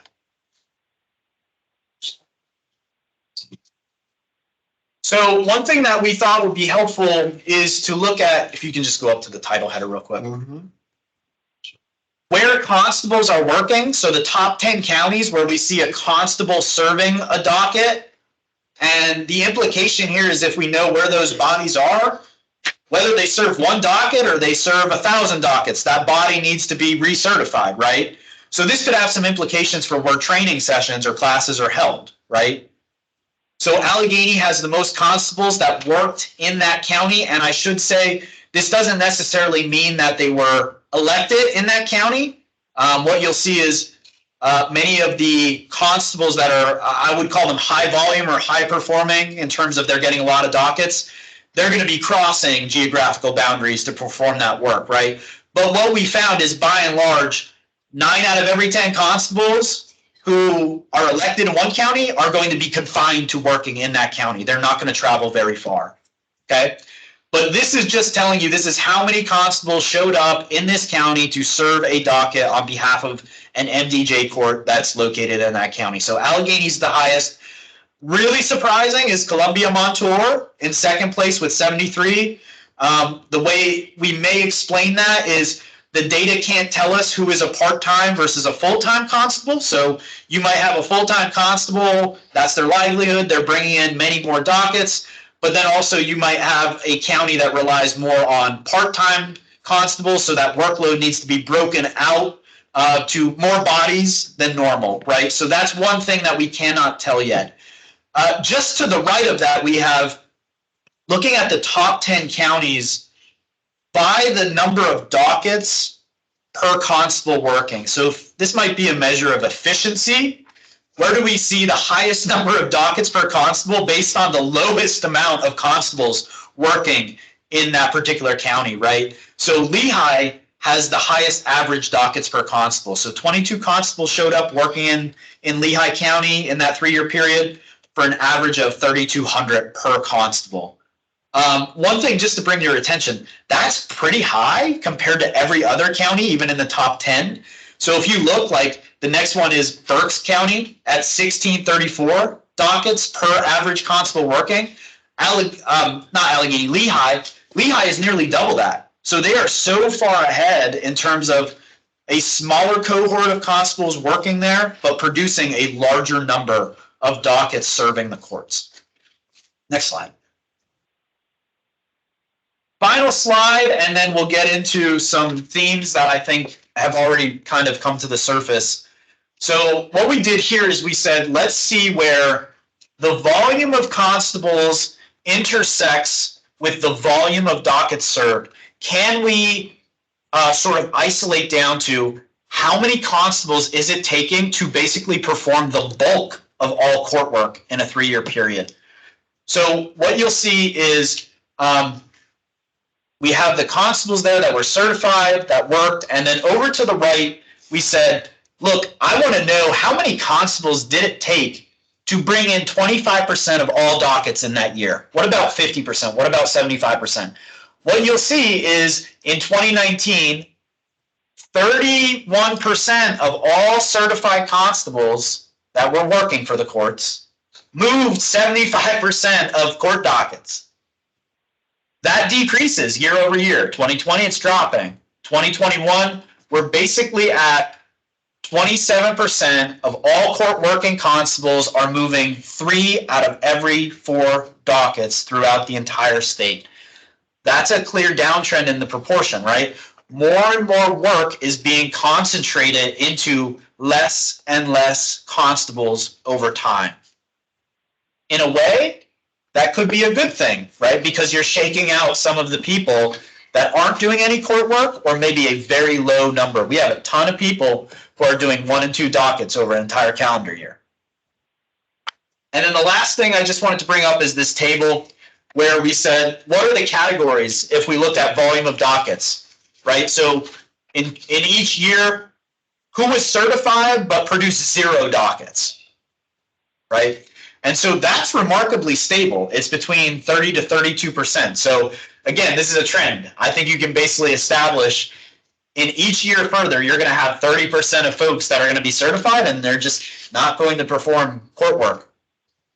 As you go down, we have 1 to 100, all the way up to who are those high volume court docket producing constables that are over 1,000 per year. And so where you see that is, it's like just sticking in 2021, 12.5% of court working constables were accounting for over 1,000 dockets, right? But if you just take the top 2 categories there, in 2021, 0 and 1 to 100, let's say who works 100 dockets or less, you're already over half of that cohort that's supposed to be working for the courts. So themes and takeaways, I'm going to roll through this. And these are, I think, the 3 most salient patterns that I want to bring to the board's attention. The one that stood out, that shouldn't be a surprise based on what the data is screaming at us, is this phrase of less and less each year. So over the 3-year period, we see an established pattern. We have less and less constables certified to perform court work. In the 3-year period, that was a 17% decrease from 19 to 21. We have less and less constables actually showing up at an MDJ to perform that court work. That was, again, a 16% decrease. We have less and less dockets being served by court working constables. That's a 30% decrease in that 3-year period. And we have less and less CETA fees that were assessed on a constable served docket. And that's actually a 32% decrease by the numbers. But if you look at that by a percentage point standpoint, it only had dropped by 3%. Nonetheless, the implication is less and less revenue over time. What we see also is pronounced attrition, right? Among the 2019 constable cohort that was certified, only 78% of those constables retained their certification 3 years later. So we have a 22% attrition rate. When we look at it from the court work standpoint, it's basically the same. It's 19%. So you started out with, this was the number of folks that were working for the court in 2019. By 2021, it's 19% less. And then I'm going to go back to that 2016 cohort that would have attended basic. And then each year in the out years, they would have been recertified, right, through annual firearms and continuing ed. So those folks, right, we started out with 506. We lost 30% because they did not pass training, so therefore they were not certified. We certified 353 of those constables. So nearly half, 47% of all certified constables in 2016 were no longer certified by the board in 2021, 6 years later. Again, just to update you, that's now down to, I think there's only 22% of that cohort remaining of that original 506, 7 years later. But the most salient point about that cohort is that there was not a single docket inbound that was served by a court working constable, right? So that was probably one of the most salient points that I want you all to take away with you, is that cohort of newly elected appointed constables back in 2016. 0 court work performed, 0 dockets inbound, 0 CETA fees established as a result. And then the last theme, just to end on this, and then I'll open it up and take questions. The concentration of court work, right, by constables, it's being concentrated in a handful of counties. 9 out of every 10 counties are kind of located in that southeast, east, south central area. Those 10 counties are accounting for 6 out of every 10 dockets served by a constable. And when we look at the docket types, we see that it's mainly traffic, non-traffic, landlord, tenant, right? And then so the last point is the majority of the court work performed by constables is performed by this small subpopulation of constables that are just high performing. They're out there on the road, they're going to different counties, and they're working for the courts. 27% of all court working constables in 2021 accounted for 75% of all dockets served. So that's a decrease from 2019, where it actually required 31% of constables to hit that 75% number of all dockets served. So the conclusion here is more of the total share count of court work is being concentrated into fewer constables, as well as in fewer areas of the dockets and in fewer counties, right? That's it. I'll turn it over for questions. Mr. Chair, I just want to say one thing, so this data was all MDJ. And we know, there are constables who might do some court of common pleas work or assist their sheriff's office, especially the more rural counties. So we're not capturing that, but I would say that's a very small percentage, of something a constable. And we talked, there might be other governmental entities in their county they do some work for. But when you look at what we're trained and certified, it's mainly for the MDJ. So we recognize there might be a few minor exceptions out there, but I don't think statistically it's going to make an impact on this data. So this kind of shines a light on what we've been trying to get a handle on. Is the money that we're expending as a training board to train folks, what's our rate of return? And you can see we're underperforming the stock market. I mean, we really are. And because of that, it's also shined a lot of lights on where our training should be, locations of training, the subjects of the training, because we're seeing now a better idea of what kind of work is actually being done with the constables in the MDJ system. My hope was to frame this whole thing coming in. A lot of allegations have been made over the years. And as a constable instructor who's out in the field all the time, hearing from guys saying, well, our fund is broke because you bought rifles for the state police out of our fund, or you bought Kevlar vests for the sheriffs, or you started a school police department over here because they see on KDKA or whatever news channel, PCCD paid for this or that. But in fact, PCCD is a large organization and we're a very small subgroup in that total expenditure of money. So we don't pay for those things. And so this is accomplishing a couple things. One is to establish the fact that the reality is we got less people, a small group of people that are serving the majority of the dockets in this state in order to keep us going financially.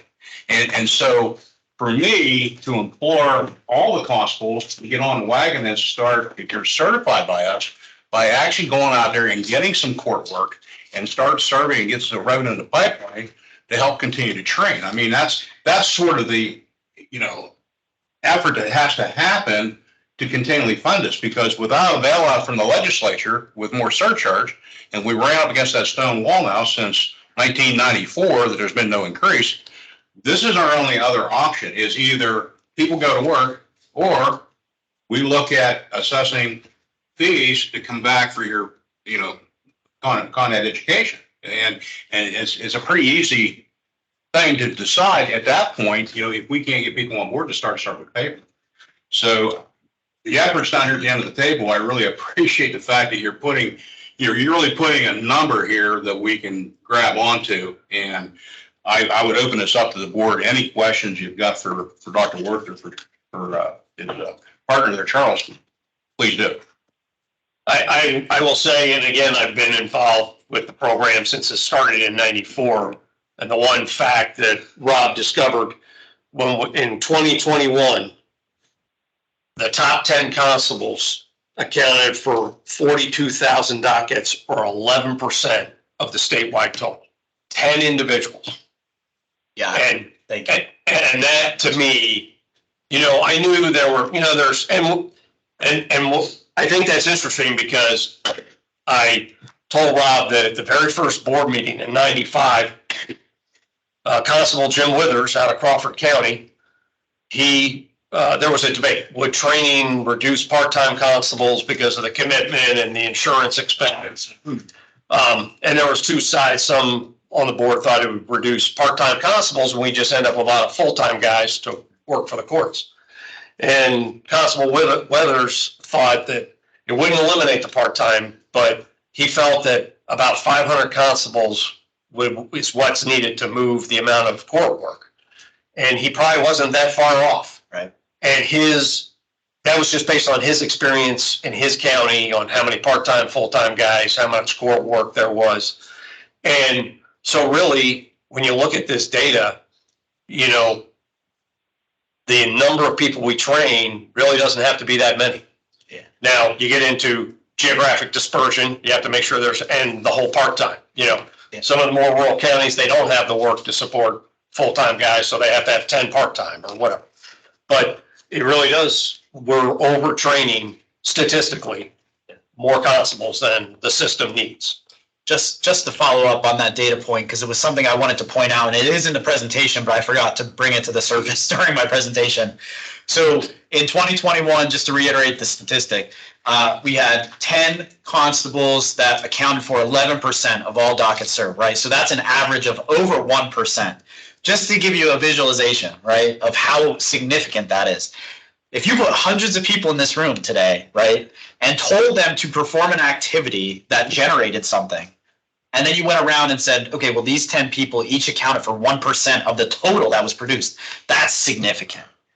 That's very big. So I just thought if we had this loaded with 300, 800 people, and each 10 people accounted for 1% of what was delivered by those 800 people, those top 10 constables are working, right? Yeah. And that's the other point of it, because when we get input from out in the field as to what we should be training on, sometimes it's off evaluation, sometimes it's whatever national trends going on within the law enforcement area or landlord town or whatever it is. But the fact of the matter is now we've got a better idea about our input. Who's inputting into the system with realistic, yeah, I'm actually out there doing the job, right? Versus what we've seen, which is, if you're only, like I said, 10 folks out there serving that much paper, and then we have everybody else. That tells me that we've got an issue, and like you said, an overtraining issue. We're training a lot of folks for very low return. And I went back yesterday and looked. So when we have every big election cycle, 2004, 2010, 2015, we always, the following 2 years, we always have a spike. We're running 10, 12, 14 basic trainings, basic firearms. And then 2 years out from the election, we're usually running half of that, 8, 7. And then it really drops off. We're only doing about 1 or 2 basics, until the next election cycle. And then this bears out that, those people are dropping off. They initially get trained and certified, and then we have that attrition until the next election cycle. And up until 2020, we were paying for every basic training, every basic firearm, all the conduct. So Trish, as a court administrator of one of our more populated counties, Yeah. how's this information bear out with your experience? Well, I mean, seeing the trend going down is not a shock. Just what we experience out in the district courts, we have seen filings go down. We've seen, warrants, obviously, a direct correlation with that going down. I know we've discussed in the past, like in my own county, we're not issuing as many warrants because of like e-pay that's been available. So our county is not issuing as many warrants because people are paying in full, so we don't need to issue that warrant. I don't know, I don't want to say as a word of caution when we're looking at this data, again, because I'm just coming from my own perspective, which is one county. In our county, we do have a number of constables, a small amount, where we've lost constables for various reasons. So now we have a small amount of constables that are concentrating on the services they are giving to us, which are the priority. And right now, we are using most of our constables right now for security services and transport services for criminal day. So, for example, we have one court, we have one city in our county where it's not unusual where we'd have 30 incarcerated defendants that need transporting for a preliminary hearing day. So that requires multiple teams of transport teams. So if each one of those constables are only putting in maybe, one service for a transport versus, let's say, another county that is, they don't have a higher caseload of criminal and they are just being able to serve warrants all day. So right now that's skewing Chester County. Looks like, because if you notice on the map, Chester County is a big white, block. We're a busy county, but I mean, just without looking at the data. So then I guess my question to you, Dr. Orth, is when you look at the individual case types, are you weighting those case types at all where the, maybe services that are performed for criminal, because again, one service for a transport, that's taking up 6 hours of that constable's time where they're not able to do, let's say, a traffic or a non-traffic. So does that come into effect? Yeah, so good question. No weighting on anything. It's just straight one-to-one, simple to deliver baseline information for right now. But then the other thing is we can't really establish, remember I said the who, what, where, when, we can't establish the why behind that docket yet of which service is being rendered by the constable. So once we get that and I see it's prisoner transports, we can start to take that into consideration. In Chester County, in Chester County, what's the percentage of prisoner transports versus, serving a warrant, right? We can start to look at that, and that gives us another level or layer of analysis to perform, which would be meaningful. But and real quick, for individual counties that might be interested in kind of more specific information, is there a way to extract individual county data? So we actually have the file loaded up that staff here at PCCD are able to look up any board certification number for a constable and look at the volume of dockets served, where they worked, where those MDJ districts are located, and we can also segment that by each individual county as well. Excellent report. Lots of great information in here. She brought up a great point. The e-pay. Is there any way we can pull that number out? How e-pay, total number of dockets being served per year.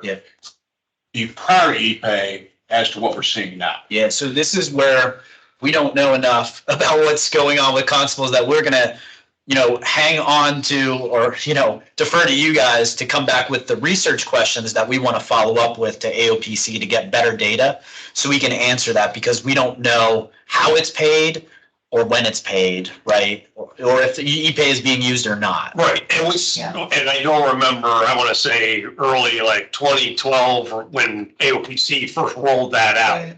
And that's been a question from the board is, as Trish said, now less work's even getting to a constable to be executed, because that was always, Judge Opel always was concerned.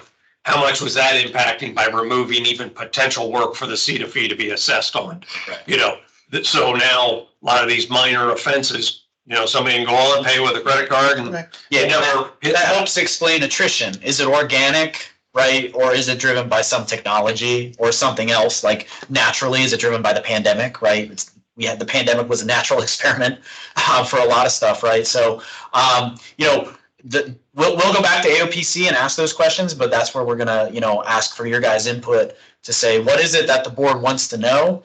And this is the very first phase of analysis, just exploring the data, because for decades you all didn't have these data points. So now that you have it, it's going to provoke some questions that we can explore further, go back to AOPC. And I know there's people at AOPC, like they're still trying to understand the depth and the breadth of what AOPC collects. So if we can get as specific as possible, and then even be able to pull up dockets and say, we see this, we want more notational data about this rather than just a yes, no, or something. That's what we want to hear from you all, so we can ask those questions. One thing I'm going to have Dr. Worth look at is, so there were plenty of dockets that the CETA fee wasn't assessed. So kind of take all of those and, as he said, try and get more detailed information. Why is a prisoner transport? Because under the statute, it just says civil criminal. So right.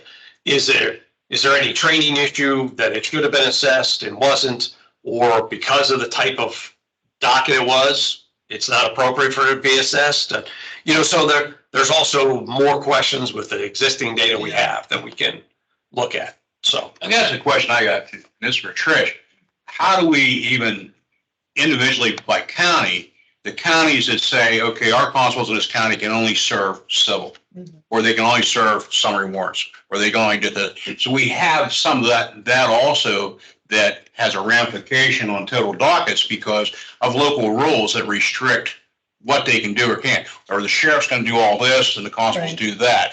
So I guess through the court administrators, is there a way we can get a handle on that type of information so that Dr. Worth can plug it into the system? Yeah, I'd have to give some thought to that. I mean, there are definitely tools available, but again, even something like payment structure, every county pays their constables differently. So, if there was a way to track, if there would be some kind of a program out there that would be maybe statewide where, excuse me, fees are entered, broken down by the service instead of, throwing it in the costs. If you have a cost sheet and, there's a menu option of, 20, 25 services, but when it gets entered into the MDJS, you're just putting totals down. The judge could certainly speak about that, but the information is out there. How many people are actually doing, a return of service versus, transporting incarcerated defense or, initiating a warrant. It's not being tracked that way, and it's out there, if that makes sense. Yeah. Well, Mr. Chair, I think we can also try and maybe track down, because I know just anecdotally, Westmoreland, Lancaster, and I want to say Northampton or Northumberland, one of them, they do have restrictions as of a couple of years ago. I don't know if the pandemic changed it, where they didn't allow constables to do criminal warrants, or they didn't allow, that went to the sheriff's office. So, maybe anecdotally we can follow up to see, are those local rules still in place, or are they, because I'll tell you right now, overseeing the deputy sheriff program, Lancaster County's down 40 deputies. I mean, the sheriff offices are strapped for manpower too. So maybe some of that work is now shifted back to constables that previously was at the sheriff's. That's true. So that would have an impact, on some of that. Well, that's where I wanted to get to the judge, because I really wanted to ask the judge this question. So you're in Delaware County? Yes. Okay, so Delaware County, is there restrictions on the type of work that constables can do in your county or out of your office? There are limited restrictions in Delaware County. The constables in our office, let me retract that. Yes, there are. Such as warrants, a lot of the traffic warrants that we originally the constables had, we recalled some of those warrants and then issued them back to the police because the constables were having a difficult time serving those warrants. So we gave them back to the police department, our local police department. For example, I'm in the city of Chester, which they went back to the police department, and the police are now serving those warrants. And we put the constables on a time frame. If you're not able to get this warrant served within 90 days, give it back to the police, and let's have the police serve it, because their service seems to be a little bit more implemental. But the constables in their court are definitely still serving landlord tenant, which we both know that, or we all know that landlord tenant have declined due to the ERA, for people getting the services in regards to, being removed out of their properties, the evictions, the moratorium that we're all aware of. But they're still serving a lot of their traffics and their non-traffics and things of that nature. So that's where we are in Delaware County. But as you can see, according to this data, Delaware County is almost up in the upper echelon of top 5 or top 3, top 10, and almost every part of the area of the other 66 counties. Well, of course, we know it's 67. We're not including Philadelphia, but yeah. So that's where we are in Delco. I'll be pulling on you for questions because that's some of the background I'm trying to get to help these guys along the way to get this done. And and Mr. Chair, I just want to say, I think Dr. Orth and his team has done a fantastic job on these numbers, but I think we may all agree that wherever there's data, there can always be more data, right? As we start to dig, as his team starts to dig and say, okay, well, here's what's going on. Okay, well, what about this? And that's why I even said, but Doc, let me ask you a question. What happens with this other 30%? And Mr. Fowle was able to provide some information, and Doc was as well. So where there's more data, there's always going to be some other data that we can pull. And I think his team would be great in pulling that other data because there are always going to be some underlying issues or mitigating factors, may I say. I just want to point out highest dockets per constable working Venango County, where I'm from, which is very rural, and there's 7 of us. Our folks work hard, and I'll blow my heart because they work hard. I've had a couple newer guys come into the system, and these guys are hard chargers. They're out there working, a lot of hours. Right. So, and that affects it. Let's face it, if your commitment to work is 20 hours a week, 40 hours a week, or 80 hours a week, sure, that's kind of a direct correlation on how much work these guys and girls are able to perform out there. But I appreciate that input because, like I said, I'm going to be calling on you on some questions because we just want to get as much stuff to Dr. Wirtz so he can really crunch this thing out and get a real handle going forward because we're going to have to make a lot of decisions going forward. Training wise, it's going to have to be based off of the reality. Yeah, absolutely. And I understand that. And to piggyback off of what Dr. Wirtz even said, that 1%, I immediately just started to visualize certain constables that are serving out of my court or some of my colleagues' courts that I can say, hey, listen, this person is serving out of my court, your court, and Sherry's court, right? And some of the other constables, I've never seen them or I don't see them anymore. I even said to my staff, hey, where's so-and-so? Like, Judge, he took another job. We hardly really see him. He'll do a civil every now and then. You have to call him. But the same constables is who we see all the time, and they're the ones that's getting the work, and they're the ones that are being compensated really well because they're serving all the dockets in every way, shape, form, or fashion. So I understand that 1%. I totally do. Constable Howard, you're a data guy. What's your thoughts? Any particular questions you have? No, just getting more data. Just keep filling in the blanks because of the, finding out what it doesn't capture and then back it in with, the data that we're able to locate, like in the county we were just talking about. All right. Constable Pikes, a copy of it. Yes, and I will say that either this afternoon, but definitely by tomorrow, we will publish this out on our webpage. Good. Constable Pikes, any information? Got a lot of information we got to think about. Well, like I said, we'll get this out on the net. You'll be able to see, the statistical information they put together here. It's a nice package. So appreciate that. Major, from PSP perspective, have you learned anything since you came in the door this morning? I learned a lot in the last 90 minutes or so, and Doc, great job on putting this together, you and your team. Great. Very, very great numbers, and there is a lot of work to do here, I think. Yeah. So I'm glad the timing of you guys coming on board because it really now you see here's the reality of what's going on, and this is giving you a pretty good picture right off the bat. Absolutely. Of what we've been struggling with, financially for the last couple of years. And well, more than a couple of years. This has been coming like freight train. John and I were just talking about that at least 10 years, Yeah. 12 years that we've been talking and discussing this. I've seen the freight train running and we just haven't been able to get out of the way. And that's just sort of where we're at. But do I have any public input on this?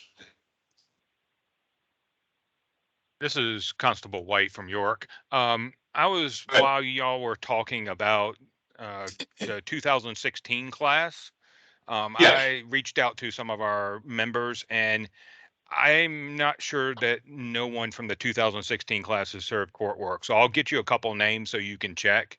But at least 2 or 3 people from our organization have stated they were in that 2016 class and either serve the court or do serve the courts full time. Okay, Jerry. What I have you do is maybe have you text that information maybe to Email it to me, Jerry. email to Email to Sherry Leffler. Yeah, email that to her and then she can get that to the doc and they can crunch that out, take a look at those. Because now that we know certification number by certification number, now that we know right down to each individual constable, what's been going on, we can verify that real quick and then they can make adjustments for that if necessary. Make sense? Absolutely. Just And to the other question was, could we get a copy? And you answered that. Yep. Just to clarify, the 2016 cohort was restricted just to basic, so it didn't also cover anybody that was going through recertification. Right. It was just the folks who were certified through basic in 2016. Well, and also the data that was extrapolated from AOPC was work that had a docket that a surcharge was assessed to, correct? Right, but also too, So there could still be dockets out there that didn't have the surcharge assessed that these constables may have worked on. well, and I was also, as I said before, we didn't capture any court of common pleas work. And because we tried to capture that for the deputy sheriff's side to do the same, but the data in the court of common pleas system is less detailed. It's a much older system, so it doesn't have the level of detail that the MDJ Just to system. clarify, the unit of analysis is not where CETA fees were assessed on the docket. It's where there was a server fee indicating a constable worked that docket. So it goes back to, if a particular court is not good with imputing data into the system, they may have paid the constable, but there may be, I don't know, no record of him having served that, and I can't get that through AOPC. So it also goes back to good data keeping at the local courts. And, as we said, there may be some outlying exceptions, but I think statistically, it's ultimately not going to really change these numbers. As far as declining revenue, declining number of dockets being served, I mean, that is pretty significant. And we've known this based on our revenues going back to 2012, 2011, so. Do I have any other public voices out there on this particular issue? Yes. Yeah. Go ahead. Constable Dave Canneller from Lebanon County. Can you hear me? Yes, go ahead, Constable Canard. Hey, I audited every county, over 13,000 pages of AOPC data. And one thing that wasn't brought up or discussed was the illegal holding of constable fees would be one of the main reasons why constables are declining, with over $6.4 million of fees that were earned illegally being held by different counties. Delaware is actually number 2, $994,000. Montgomery at $975,000. Luzerne, Dauphin, Washington, Schuylkill Center, all of these counties holding hundreds of thousands of dollars illegally to constables who've earned it because they just choose to not follow what the law says. The law says that constables have to be paid in no case more than 30 days, Title 44, 71, 61. And these counties decide to do a paid when paid in a lot of these instances, where if the defendant doesn't pay, then the constable never gets paid. Some of these constables are waiting 10 or 12 years to be paid and are having to get out of the constabulary because they can't afford their bills because they work and never get a return. And, it's very discouraging. And I know that doesn't capture this, And also the sandbagging issue that I brought up before, where a judge will issue one warrant to a constable when the defendant really has 10 warrants, and they'll bring them in and they won't allow the constable to serve the warrants. Also cheating the CETB system out of 9 CETB services when the person really had 10 warrants, and 10 warrants really should have been served on them. So that, and it happens all over the state, and that data would really change your charting of how this happens, because it is a very, very widespread problem, and also is a problem that has depleted I would say that for almost as many summary warrants that are served, there's almost as many warrants that aren't given credit for in the CETA system. And I understand what you're saying, Constable Keller, because I've experienced that myself over 28 years of constable. I guess the end game is going to be is that type of information, along with the good reporting that we can get from Dr. Orth, to be able to start attending like these Special Court Association trainings, and be able now to show them on paper. Here is, one of the workforces you have available as a judge to get paper served in your court. But here's our issues financially, and the ramifications of decisions you make, like you used the word sandbagging, but I've experienced that a lot. I get 3 and they have 8 or 9 or 10. That's something that is widespread across the state. And the only way that I can see that issue is going to get fixed, Constable, is going to be education. By educating these magisterial district judges as they're coming through the system, and they go to their annual training every year, or their basic training when they start. But it's been kind of really, for us, we haven't had a good light to follow. We didn't have good numbers. Now we're going to be able to finally crunch this out into good reporting, and along with that anecdotal information, like you've just talked about, I think is where we need to end up in order to fix the system, and financially get us out of this hole that we've been operating in. So I very much appreciate your input on it. And is there anybody else in the public? But Delaware, like I said, Delaware County's holding almost $1 million on constables, and so is Montgomery County. $1 million of money. And divide that up by 2750, and that's a lot of warrants. Yeah. Well, and let's face it, the mechanism for us to demand payment on that isn't there. For us to say to a judge or a county, you must pay this. Right now, it's not there. It's not there in the law that we can, drop that hammer. And the only way that I can see that it can be fixed is either legislatively, or it's going to be education of these judges that here's the ramifications. You think you're helping your defendant out by only issuing 1 warrant or only paying for 1 warrant when they have 3 or 5 or 10. But the fact of the matter is, this can have a direct impact on your court if you no longer have constables available to work, and the sheriff's offices are also strapped, and you have your municipal officers also strapped, your departments, then you're going to see your paperwork going down. And when you're audited every year, that's going to come out. Hey, here's what's going on. Here's how much paper, and here's how much it's not getting served. So I think that's the approach we have to take. Rather than a hammer, I think we need to be, more diplomatic on how we go about trying to get these kind of issues fixed. I think, like in a county like Luzerne, you would definitely be able to see the non-payment of constables related to how many people have left the system.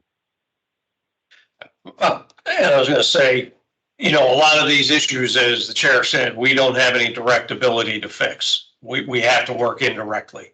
So. Well, I understand, but the data is being out there, but this isn't filtered in, and maybe something that the guy who formulated all this data wasn't even taking into consideration or didn't even know about.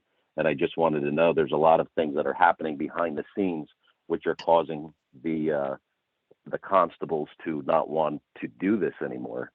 And that is a major, maybe the biggest, is the constables not being paid or being paid years after they've actually performed the service. So not being able to financially continue, is, I mean, there's some guys that are owed $100,000, and it's ridiculous. But Well, okay, like I said, Councilman Connor, I'm hoping that by publishing something out on our website, I'm hoping to provoke that kind of discussion and input coming in that then the doctor can start feeding in. Because this is an ongoing project. This isn't the end all today. What I'm looking for is getting that discussion provoked so that we find out, what is going on out in those other counties. Because as you see, the concentration is in the southeast of what's actually getting served. So I want to get that conversation provoked statewide so that we start, finding out and inputting, get information to the doc so he can put it in his database and we get a better handle on that. So I appreciate all your comments. Is there anybody else out here in the public that wants to comment on this before we move on? Okay, hearing none on your agenda, the next thing we actually have before public voice is other business. Is there other business that is there anything we need to discuss? There was just an update on the basic firearms review. So I have about 8 firearms instructors. Some are, involved in the Constable Firearm Training Program. I've also pulled some. I have a PSP firearms instructor. I have 2 others that are teaching other programs, haven't taught in ours. And so first meeting is March 2nd. I'm going to provide them the curriculum and an agenda so that we can start looking at the curriculum and they can make recommendations on, what do we need to change, update, et cetera, moving forward. And I always want to have somebody outside the program so we don't have blinders on, because I want to make sure we're keeping up with current firearms training practices and, those kinds of things. So I kind of expect probably 3 to 4 meetings and hopefully by the end of the year, give a report to the board, what came out of that, any potential recommended changes. So very good. Anything else under other business? The only other thing, Chair, that we had on the agenda was just an update on training grievances that were filed last year. We don't have to read through that. It's there for the board's information. It is an informational item. But if there's any questions, they could be posed to the board or to the program staff at any time now, if there's any questions on that. Board members, any other business? Think of before we move into public voice. Not at this time. Not this time. Constable Albert or Constable Plates, any other business? No, sir. I'm good.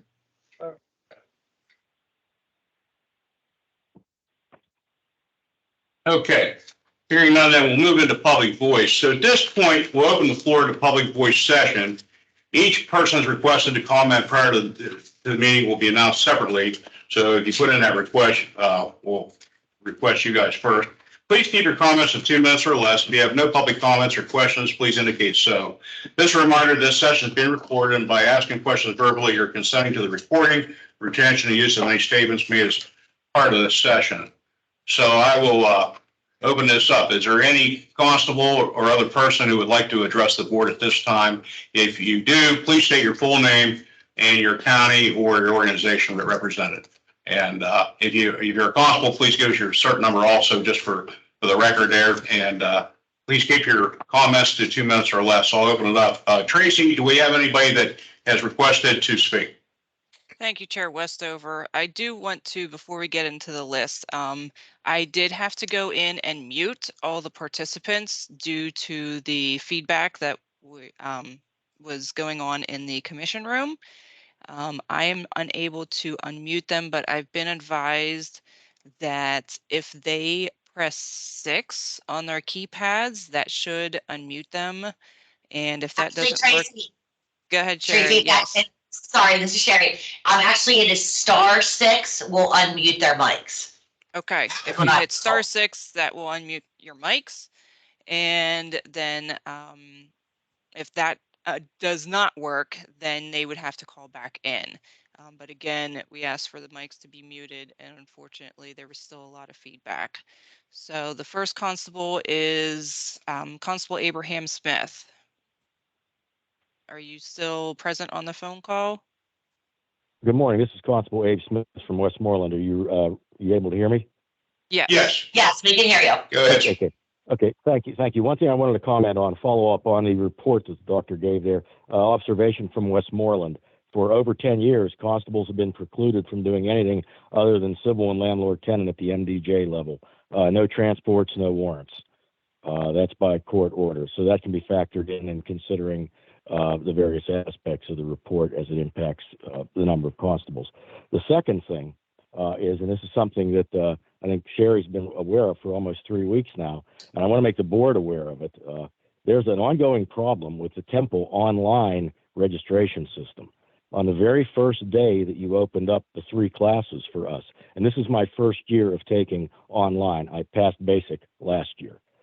They issued me a duplicate Temple University ID with somebody who's already a student there. It allowed me to log in to see these classes, but I can't get to the classes to take them. I was trying to take them during the winter, during the downtime now, when things are a little slow here. Temple acknowledges to me that this is what they did. They issued me a duplicate Temple ID, and that was weeks ago, and they seemed mystified as to how they're supposed to correct the problem they created. This isn't good service, and I want the board to be aware of this. I'm getting the impression it may happen to other constables who just throw their hands up in the air and say, the heck with this, I'm not even going to try this online stuff. I don't know if, Sheriff, you have any additional information on this? I do not have any updates, but I can tell you that this issue is not being ignored in any way, shape, or form, and Temple is working to resolve it. That's all I can really say at this point in time. I don't understand how this happened, but to my knowledge, you are the one and only person that we have issues with right now, as far as enrolling into the online subjects. So it is not a widespread problem. Well, I'd ask the board to redouble their efforts and try to get this resolved. This is inexcusable. I mean, I couldn't go 3 weeks beyond the November deadline date and not have these completed, and they're getting a lot of money from the taxpayers. They should be providing better service, and they don't seem to care. That's all I have to say. Constable Smith, I'm sorry to interrupt you there, but you still have 10 months to finish the online subjects. I'm not making light of the situation that you are in, but we are working on it and we will get it resolved as quickly as possible. But you will have sufficient time to complete the online subjects. Constable Smith, I will keep checking back with staff and make sure your problem gets resolved, okay? Thank you, Chairman Westover. Okay, thank you. Tracy, do we have anybody else?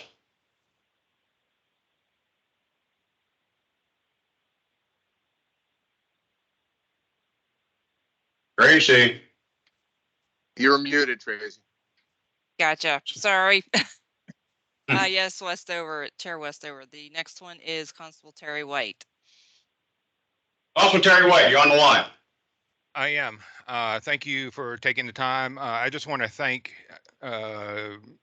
John for processing the grievances I filed last year very promptly and having good talks with me. The other thing I wanted to bring up was the inclusion of the DA memos and the legal updates for this year. I'm not opposed to having them included. I am opposed to having them quizzed on during the session. That's all I want to say. Okay. Anything else? Nope, that's it. Okay, thank you so much. Appreciate it. Tracy, anybody else? The last constable is Constable Talara Gonzalez. Constable, you on the line? Hi, this is Miss Talara Gonzalez. Thank you for accepting me on the line. I just wanted to say, I didn't know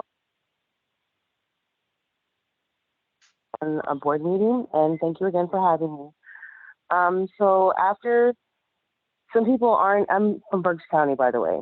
So some people, I know the 7th District of Berks County, that's what I'll be holding down. So if I needed resources or anything of the such, or even try to take a certification, because I wasn't able to take it this coming between the 22 and 23 year, I think the deadline was in November. I asked if I could probably extend it some because I didn't have all the proper funds right together, and I was going to try to see if I could take one class maybe this year and another one the following. Does that come in effect of my certification? Because I'm allocated from year 22 to 27. So if I was able to do one certification. I would ask maybe you could call in. I would ask Constable, maybe you contact staff directly and we can address your issue. We're having a little hard time understanding your question, but staff's numbers are published in the training schedule and on the website. You can call in directly and talk with staff. Constable Gonzalez, I can give you, I'm Sherry Leffler, supervisor for the program. My direct number is 717-265-8554. If you want to give me a direct call and I can answer your questions that you have. As you're speaking, you keep breaking up and we can't get the full gist of what you're asking. Okay. I was on a Bluetooth that you wasn't able to understand the question or just hear me, both of them. Or the question, answer the question or hear me at all. I'll get in contact with staff after. Thank you.